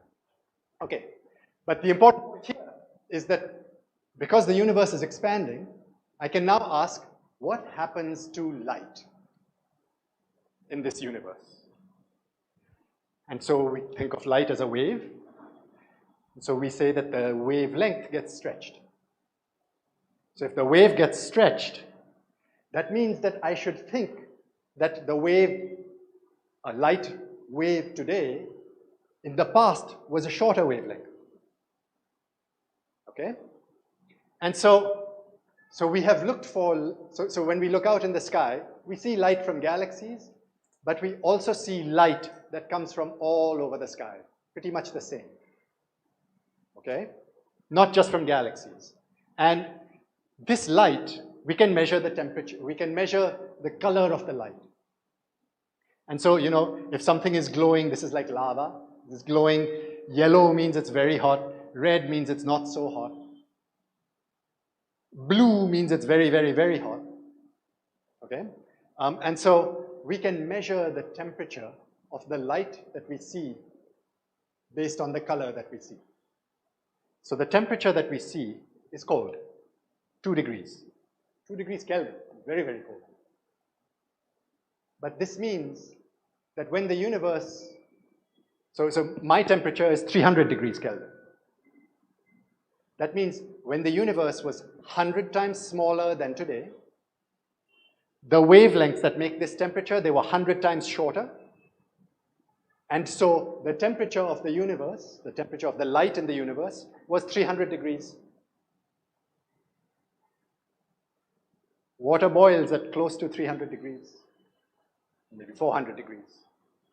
That means that if I took a glass of water, when the universe was 150 times smaller than it is today, if I put a glass of water in the universe, it would boil because of the light hitting it. Right now I can walk out and, okay, the sun shines, but I can go in outer space and the astronauts will get cold because the light that hits them doesn't have much energy. But when the universe was 100 times smaller than today, if they went outside, they would get very hot. But we can ask, let's go even earlier.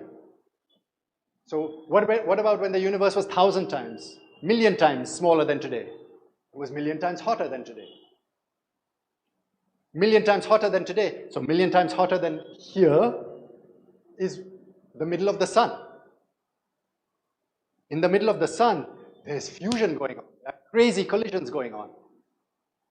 In the early universe, it was crazy. Fusion was going on in the middle, everywhere in the universe. And so it was a crazy place. The only difference in our sun, the sun is currently cooking hydrogen to make it into helium from fusion. And then it will try to cook the helium to make into carbon. And it can do that because the sun's gravity is a grip. It's holding everything here. So the fusion is going on. And the hydrogen that is made into helium remains here. The helium remains here. In the early universe, when it was hot, the fusion was happening. But in the early universe, it's expanding. So as it's expanding, it's becoming colder. So the fusion stops. So in the early universe, you cook hydrogen into helium, but not much else.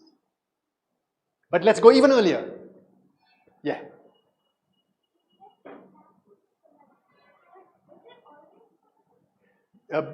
Question was, do black holes always collide? They do not always collide. They'll only collide if the speeds are not correct, so that, you know, if the speed is enough, then they will go around and not collide. It's only if the speed is too slow, they will then collide. Yeah, it's the same rule. You don't need new rules. It's always the same rule. Yeah. Okay. So let's go to when the universe was crazy, crazy smaller than today. So the light in it was crazy, crazy hotter than it is today, more energetic than it is today. So that means that I can ask the question, if I have a very energetic light and I keep adding very energetic light, can I make a place that is so dense that it's like putting a lot of compressed matter in a small region? So can I make a black hole from light? It's crazy. A black hole from light. And the idea is yes. Right? So the idea is that there was a time when the universe was very young, when most of the photons in it were so hot that if you had enough of them that came close to one another, you could have a patch of the universe that turned into a black hole. Those the particles of light, the photons, could not then escape. Okay? And so let me show you now. So right now, if we say this is how old the universe is, and right now, don't worry about the green line. This is how much matter there is, and this is how much light there is. So right now, there's not much light. There's a lot of light, but it doesn't do anything. I can go outside and it's not a problem. But as I said, when the universe was younger, we have the same particles. They're all closer to each other, so the universe was denser. But each particle of light was more energetic because its wavelength was shorter. So there was a time when there was as much energy in light as in matter. And even earlier than that, it was only the radiation that matters. Only the radiation that matters. Strange choice of words. And so if I go very, very, very early times, I had much more radiation than matter. So if I just take a small fraction of all that radiation and make it into black holes, those black holes, as the universe goes on, they don't expand, they don't lose their energy, so they will evolve like this blue curve. So if I just take a small fraction of the photons and turn them into black holes, earlier I do it in the universe, fewer I have to do this. The smaller fraction I have to do this, they will turn into black holes and they will survive to the present, and they could be the dark matter. And so because we do it when the universe was very, very, very young, the universe was very, very, very small, and so each black hole that we make is very small. And so the idea is that maybe we made a bunch of black holes, small black holes, when the universe was very young. When you do the calculation, it's like asteroids. Okay, so let's go that. And so this idea that maybe you can make a black hole from light is old. So I have like 3 more slides, then I'm done. Yeah? There's a quote by Churchill saying, not many ideas are new, and many good ideas we tend to ignore. Yeah. Yes?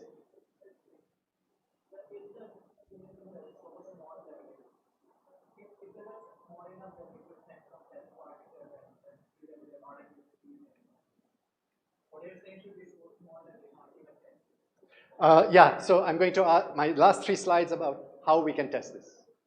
How can we tell, right? Because they're going to be so small, and so, yeah, so, okay. So here's an illustration, right? I said they're like asteroids. So here is a picture of one of the bigger asteroids compared to one of the big cities on Earth. One way to think of it is it's kind of like Mount Everest, okay? So if this was a black hole, so you remember I said the sun, this mass of the sun is 3 kilometers if it's a black hole. So what size is this for this to be a black hole? It's the size of an atom. So that means these black holes are the size of atoms. Okay? So if one of these things, imagine one of these things went through Earth. So it's like a little atom that goes through Earth. So what will it do? And so it's a big mass, it's a mass like this. So one way people are studying it is to say, well, something like this, if it hits Earth and stuff goes flying out. But if it was compact, like an atom, and it goes through Earth, then it will literally go through and come out the other side. So whereas this is a big bang on the surface of the Earth, a black hole that goes through will go through and come out the other side. So there will be something where it comes in, something where it comes out, and there will be all the stuff that got heated as it went through. It will be like an earthquake that did not happen in one position, but happened on a line through the center of the Earth. So we should be able to see it in all Earth seismic detectors. We should see that when we try to time, when we feel the signal of an earthquake in Japan and in India and then in Tanzania, we should be able to time and reconstruct, and if we reconstruct a line rather than points, then it's this kind of black hole. We haven't seen one. But say that again? Earth will remain a sphere because it's such a small thing. Or if it got bombarded, if it was hit often, then no. But we know it's not bombarded, right? Yeah. It can pass through the Earth. If it can pass through, yeah, right? Or, you know, I remember when I was growing up, we would read these stories of spontaneous combustion. So that's the kind of thing, right? Unexplained, all of a sudden, this goat got cooked in a farm, right? How? Because by bad luck, the black hole went through it. Okay, so now I'm making light of hardcore calculation, right? To see, yeah. So light will not interact with this, okay? So because they are black holes.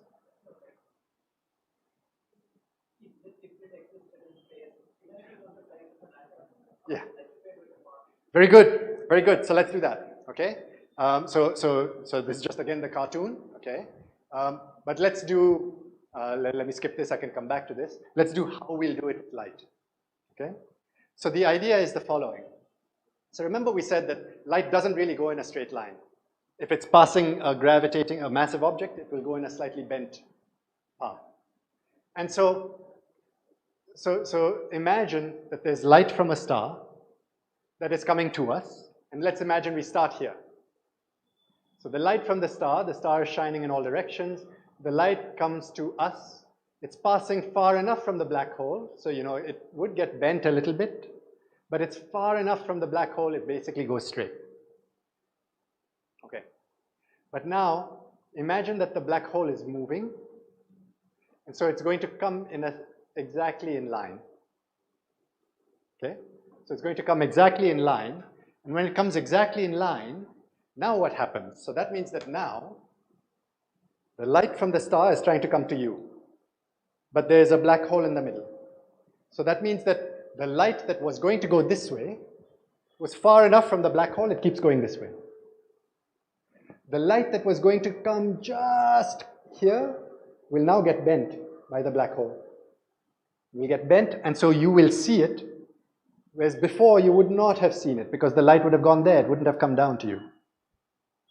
So you're going to see the light that comes like this. But because we did this special thing, we kept everything perfectly lined up, the light that goes like this, you will see. But the light that comes from the side will get bent. The light that comes underneath will get bent. You will see the light from all these directions. So you will see the star, because you will look at the star and you will say, oh, you know, I should see light from a star, but you will see it coming from many different directions. So you will see a ring of light on the sky, because the light came from all these different directions. Okay? So this is called gravitational lensing. This ring of light is called an Einstein ring. And I skipped through it very quickly, but we really see this, okay? We really see such rings, okay? But this ring is a ring from a galaxy, which was the gravity, not a black hole, that was the lens that was making their bending, okay? So we know that the big ones make big rings. So one that is small, like an atom, will still do this, but this radius will be much smaller. It will be a much smaller ring, but it will be a ring. So because it will be much smaller, it's going to be a ring that, for us, will look completely blurred. So we won't see a ring. We'll just see that we got more light than we would have. Because now we got this light, plus this light, plus this light, plus this light, rather than just the straight light. Okay? So we will see a little bit of light, suddenly a lot of light, because light from many different paths could reach us, and then no light again. So this, we have already done from doing this experiment, that's how we know that the black holes that are the mass of the sun, or the few times the mass, there are not enough of them. Or even half the mass of the sun, there are not enough of them. Because this doesn't happen often. We have searched for this effect. But the ones that are the size of an atom, a mass of an asteroid, this you can imagine now the alignment is for much shorter. So we have not done an experiment yet on the time scale to capture this. But there's another clever idea for trying to capture this. And the clever idea is that what we should do is we should put an observatory here, and maybe we can put another observatory on the moon. Now what's happening is that when we look and everything is in a straight line, for us, the atom and the star in the back, because it's just an atom, something that is just a little bit far away, the moon from the earth, is already enough that they're not in line. And the fact that they're not in line means that when I see it bright, the guy on the moon does not. So this one is called parallax lensing. And that's the way people are hoping to constrain the primordial black holes that may be the dark matter. Yeah? So it's from the bending of the light.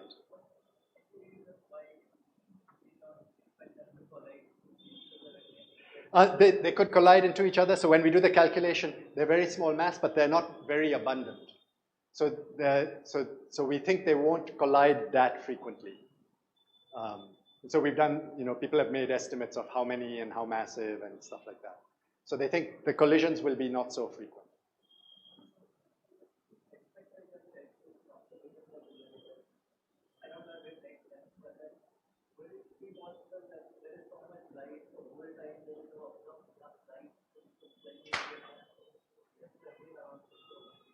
So the question is, they've been around for so long, is it possible that they've become very big by taking a lot of light and stuff like that in the meantime? But remember, they were the size of an atom. So it's true that they've grown. And they've grown enough that, so that's the last slide here, right? Which is the other way people are hoping to get some indication that maybe there were such things, was to look at, if there were no such things, then there will be the Big Bang, there will be the time before the first stars form, and then the stars form and make galaxies. Okay? If instead there are these primordial black holes, then because they can merge with each other, they will make slightly bigger lumps than in this case when they were not there. And it's around these lumps that the first stars can form. And so everything will be shifted to slightly earlier times. And so the James Webb Space Telescope, which was launched last year, one of the amazing things it started to find was they found big galaxies that already exist, already when the universe is young, when the universe is less than 1 billion years old. That's a puzzle. In this picture, it's a puzzle. This is maybe a solution. So there's some excitement about this primordial black hole idea because of this too. Yeah? That there are a couple of these slightly futuristic ways to try and see them, but there is at least hope to try to see them. So I should stop there. I've gone very late. So yes.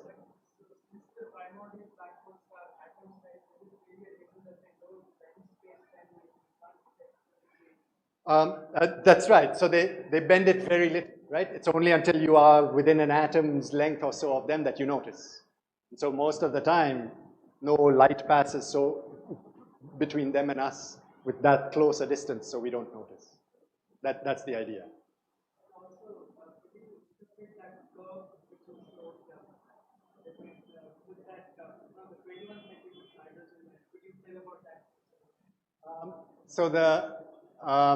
You mean the rotation curve? So the idea is that maybe there are enough of these now atom-sized black holes that are filling our galaxy, that they account for the dark matter, and so so it means they are providing mass, but not light, and so they are explaining why the hydrogen gas is moving with the speed that it is seen to be moving.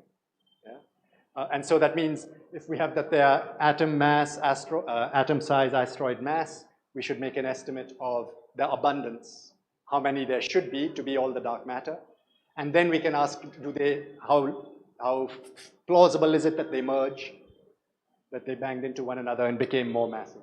So, yeah, so people do these calculations. Yeah. That's a great question. If they are the size of an atom, will they evaporate? So we said before that nothing can get out of a black hole. And so, but what does then it mean to evaporate? So some of you will have heard that Hawking became famous because black holes can evaporate. There's a lot of excitement in this last 2 years because people are finally beginning to understand really what might happen about whether information can come out of a black hole when it evaporates. So that we can talk later, okay? But the evaporating black holes, they can. I had a slide to show that, but I won't show it now. The important idea is the low mass black holes evaporate faster. So the ones that are 1,000,000 times the mass of the sun, they will evaporate in 100 billion years, we don't care. But the ones that are the mass of an asteroid, they are close to this. And that's why I said the mass of an asteroid, and I didn't talk about black holes the mass of me, right? Because those ones will have evaporated. The ones that are the smallest that have not are of order the mass of an asteroid. And by evaporated, it means they had the age of the universe, 10 billion years in which to evaporate. Yeah? Good question.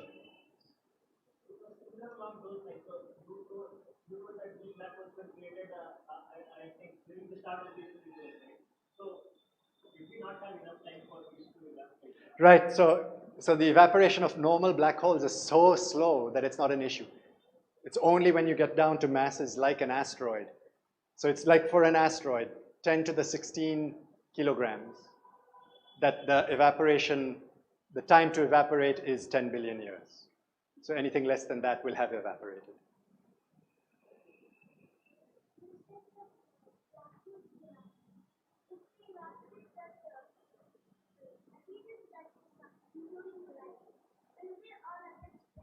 That's a great question, right? So the question was, when a black hole evaporates, does the stuff that was in the black hole come out? That was what everyone was fighting about, okay? But fighting badly, okay? So there were two camps. One camp that said, no, energy will come out, but you won't know that the energy came because my graduate student went in the black hole, or a chair went in the black hole. You won't know that. You'll only know how much stuff was in the black hole. You won't know what stuff. So you'll only know what mass. That was one camp. There was another camp that said everything is a collection of information. Information cannot be destroyed. And so information, if it goes in the black hole, is stored, and when it evaporates, the information is released again. That camp seems to have won. It does not mean that if I fall into a black hole, when it evaporates, I will come out. But it might be that the instructions to make me will come out, however complicated they are. Right? So exactly what it means is not understood yet, but this is really the forefront, the question you asked. That's what people are trying to answer. Yeah. Sorry, I'll take him and then I take you. Oh, what is a white hole? A white hole is a theoretical thing. It's the opposite of a black hole where lots of energy is coming out. But it's not clear that we've actually seen a white hole. Yeah? Some ideas were that what comes in as a black hole here comes out as a white hole somewhere else in the universe. We've not seen any.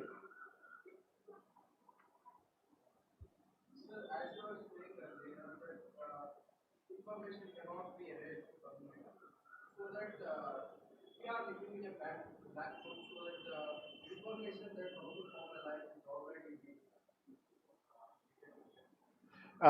Yeah, so because it's so early days, it's not clear exactly in what form the information is preserved. Yeah, so I think a good answer to your question we don't really have yet. So we just know that there is, in very simple models of information, that is preserved. Like, you know, if I have a thing that is spinning up, or, you know, is spinning like this or is spinning like this, then we'll know which one when it evaporates. But other than more complicated things, we haven't done, people have not done that calculation yet.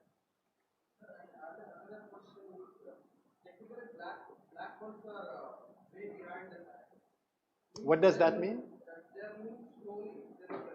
Oh wait, no.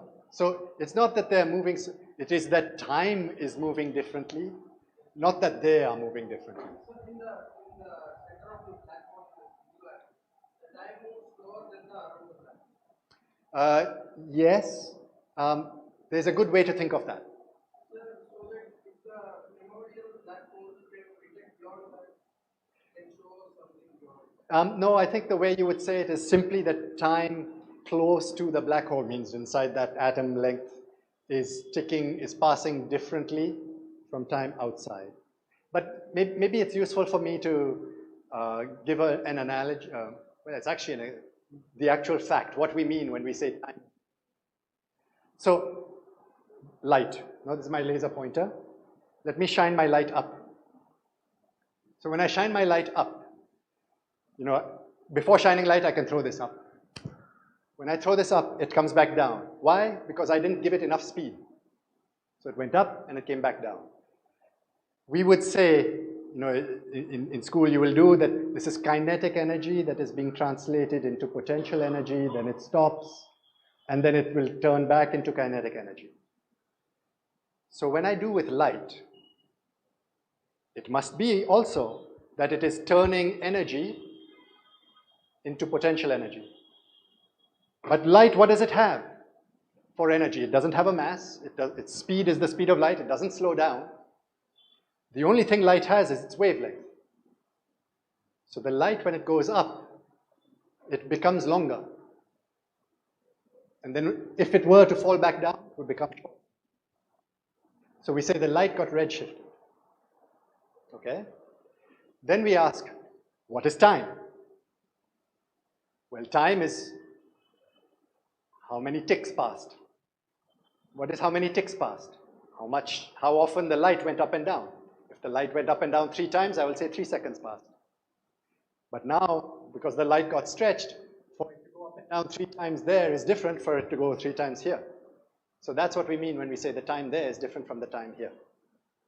And it's a real effect. GPS works because of this. We have to account for the fact that 100 kilometers up, the signals are, you know, the time is ticking just a little bit different. If you do the conversion, GPS would be wrong by a few meters. You would have lots of accidents if we didn't correct for this. So it's a real thing. Yeah? But it's this thing, right? This way of saying what is time. Yeah. The fact that these black holes, the primordial black holes, is it because this is somewhere related to the fact that they exist like a halo? So the idea is they would be in the halo of the galaxy. This is by no means proof that they exist, right? We have to check if they exist. So it's just an idea. So yeah, but so people will be checking. Yeah. Yeah.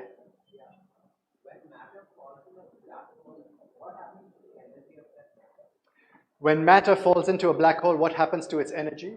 So Einstein said E equals mc squared. So all the matter or all the energy stays in the black hole.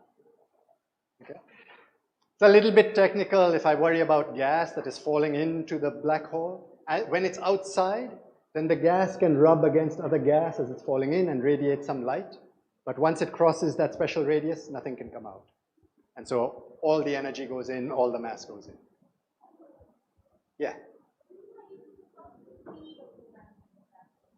The speed of the black holes.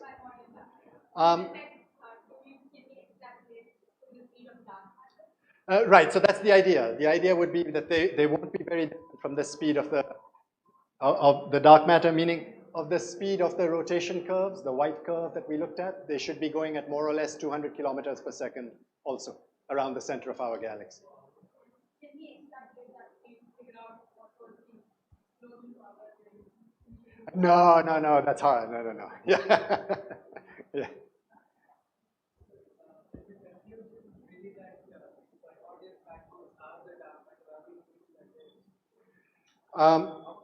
So that's the question, are they, right? So for them to be the dark matter, we should see enough of these kinds of events that you see the lensing, from one it got bright and from the neighboring one not. And we should see enough of that.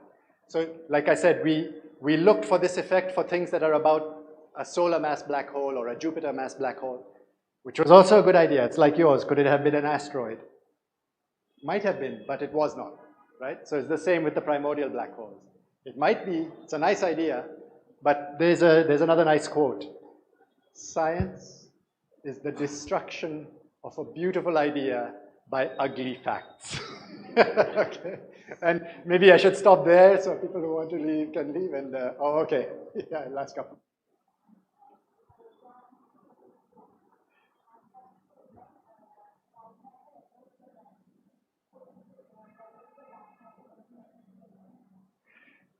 So we kind of, yeah, so sorry. So the question is, gravity affects light, gravity affects dark matter, so why doesn't dark matter affect light? Yeah? And the only way in which dark matter affects light is because of its gravity. That's the only way. That's the simplest model for it. There's another thing that we do in science that is called Occam's razor, which is you make a model that is as simple as possible. So you only make it more complicated if necessary. But if you have to make it more complicated, you do. So at the moment, let me give you an example. We know that ordinary matter, like hydrogen, is a proton with an electron. We could ask, dark matter, can there be dark matter hydrogen? Can there be atomic dark matter? Sure, there could be. But that's a more complicated model. Let's work with the one particle before we are forced to say that it's made of different types. And so the primordial black holes is along this model. It's along the lines of saying, we know black holes can form, we know they could have formed in the early universe, and so let's make sure that's not the answer before we cook up something more complicated. It may well be, and nature is often like that, it may well be more complicated, but you do the simple thing first. You had a question?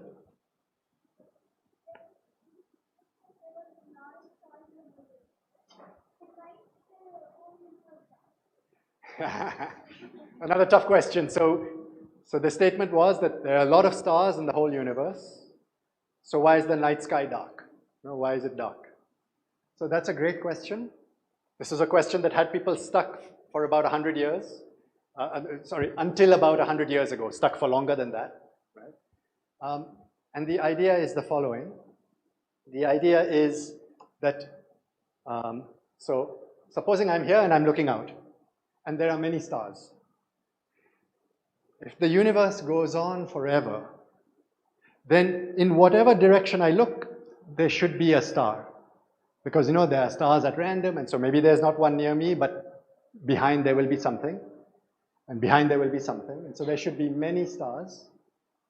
And so further out I go, there should be fainter stars, but more stars. And so together they should be bright, and I should see a bright sky. And so your question is a good one, because people were asking, why is the sky dark at all? If the universe is infinite, it should be bright.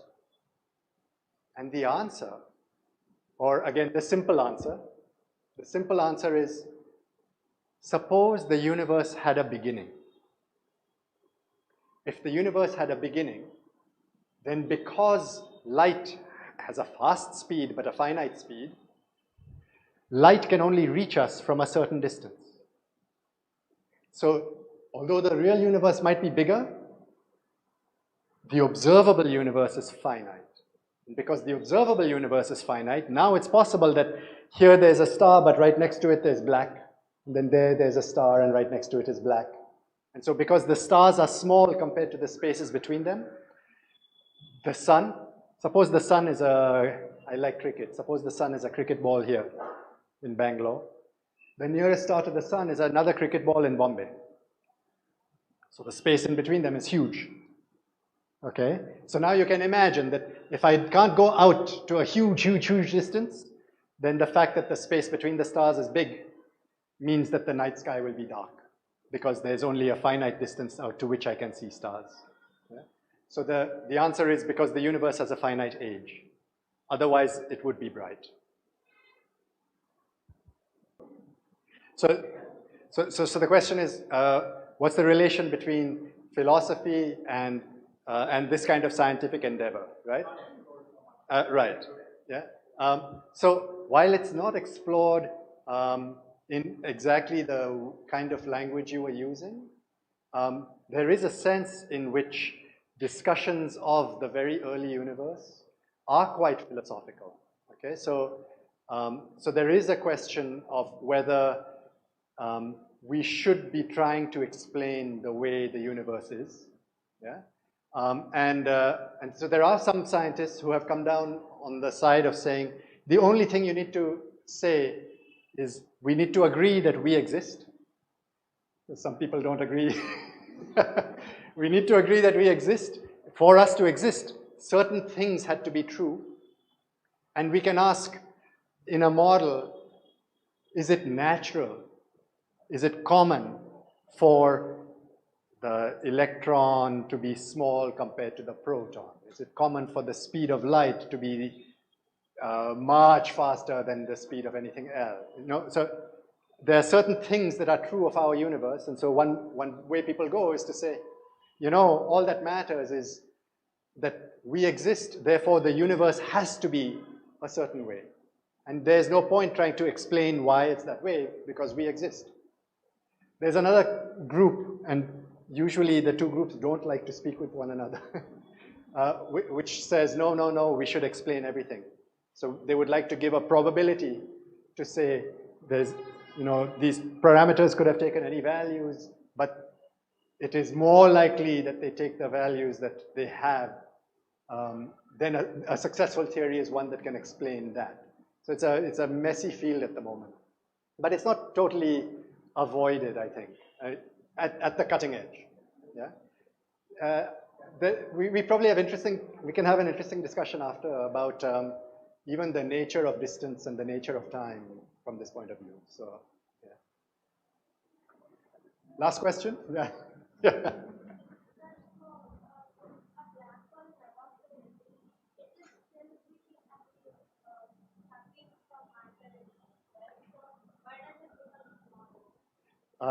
That's a good question. So, so how do black holes evaporate?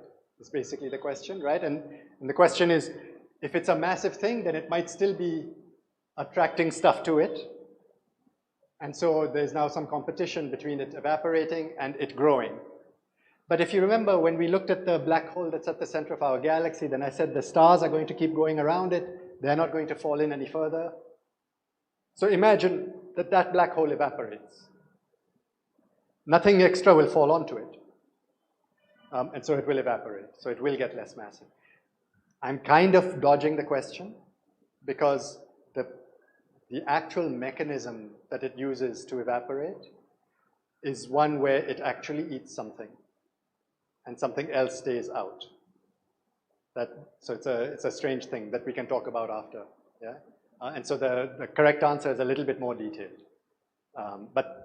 But it is something that people have worried about and calculated. Yeah? We should probably stop here and then we can talk in person after. So should we stop the questions here? I'm happy to keep going, but it's a... What I would suggest is there are a few people waiting online. I'll take 2 questions from there, and it has already been a very interactive session. So I would urge you to hold on to your questions and wait for the coffee. So one question is, what is dark matter made of? And you have explained one possibility.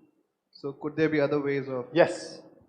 So there could be this particle called a WIMP, this weakly interacting massive particle. So this is a particle that is maybe as massive as a proton, okay? And the simplest model would be that it doesn't have an electric charge. The only thing it has is mass, and it doesn't interact with much of anything. And so that means if it is a particle that size, then it could be that I hold my hand out and it just passes through my hand. We know some particles like this that are called neutrinos. The neutrinos are not massive like the proton. They are much less massive. So when I hold my hand out, there are 300 or 400 going through my hand every second. But they don't interact, they don't do anything to me, they go through. Just because I don't feel it doesn't mean they're not there. We have built detectors, we have measured that they do go through. Yeah? So we know that there are such particles. We know that those particles, there's not enough of them to be all the dark matter, to make the red curve become the black curve. So it cannot be neutrinos. It might be these other WIMPs, the more massive WIMPs, but the WIMPs, we've looked for 40 years and we made different detectors to try and find them, but not seen anything. Could be, but because there has been no success in the last 40 years, people are thinking of other things. Then we talked a little bit about the superfluid dark matter as another option. And that one is trying to explain the fact that when we try to look for a dark matter particle, we look for a particle. So if the particle is spread out, we won't see it. And so the idea is that for 40 years we've been looking for a particle, but we should be looking for something much bigger, and that's why we have failed. And so people are trying to think of how they can build experiments to see the superfluid rather than particles. And so in the next few years you'll start seeing attempts at doing this. Thank you. Thank you, Professor. So another question is, do these dark matter interact among themselves, and what about dark energy? That's good. So yeah, so first, so there's two questions there. First question is, do the dark matter particles interact with each other? So in the simplest model, no. The next more complicated model is something called self-interacting dark matter. So they interact amongst themselves, but not with light and not with ordinary matter. And then the third level will be that they interact with light or with matter, but very, very, very weakly. And so people do try to do that. The ones where the dark matter interacts with itself, if you want to test that idea, then what do you need? Well, they have to interact with themselves. So there's two ways a thing can interact with itself. One, like radioactivity. And two, that it collides with something. So usually when people talk about self-interacting dark matter, they're not talking about the radioactivity. They're talking about that, two dark matter particles can collide or interact. So that means you need two things that are close to each other. So that means the best place to test this is in the centers of galaxies, close to the black holes, where it's very dense. And because that's where you're most likely to have the interactions of the dark matter. So there's no point looking in the middle of nowhere. You should look in very targeted places. And so there are experiments designed to do that, to look for where there might be more collisions. Yeah? Thank you. That's all from the online questions. Okay. And anyways, there are several more questions to be asked. So may I ask that, let's wrap up the talk here, and I invite you for coffee where you can ask several questions to the speaker. Even he needs to rest, right? So, I had my coffee before, right? So I'm in good shape. Yeah. Thanks a lot, Professor Ravi, for such an interactive session. I think. Thanks. Thanks for your patience. And, this was one of the most interactive Kaapi talk we had. Thank you all. Please have coffee and ask more questions to the speaker. He's available. Thank you.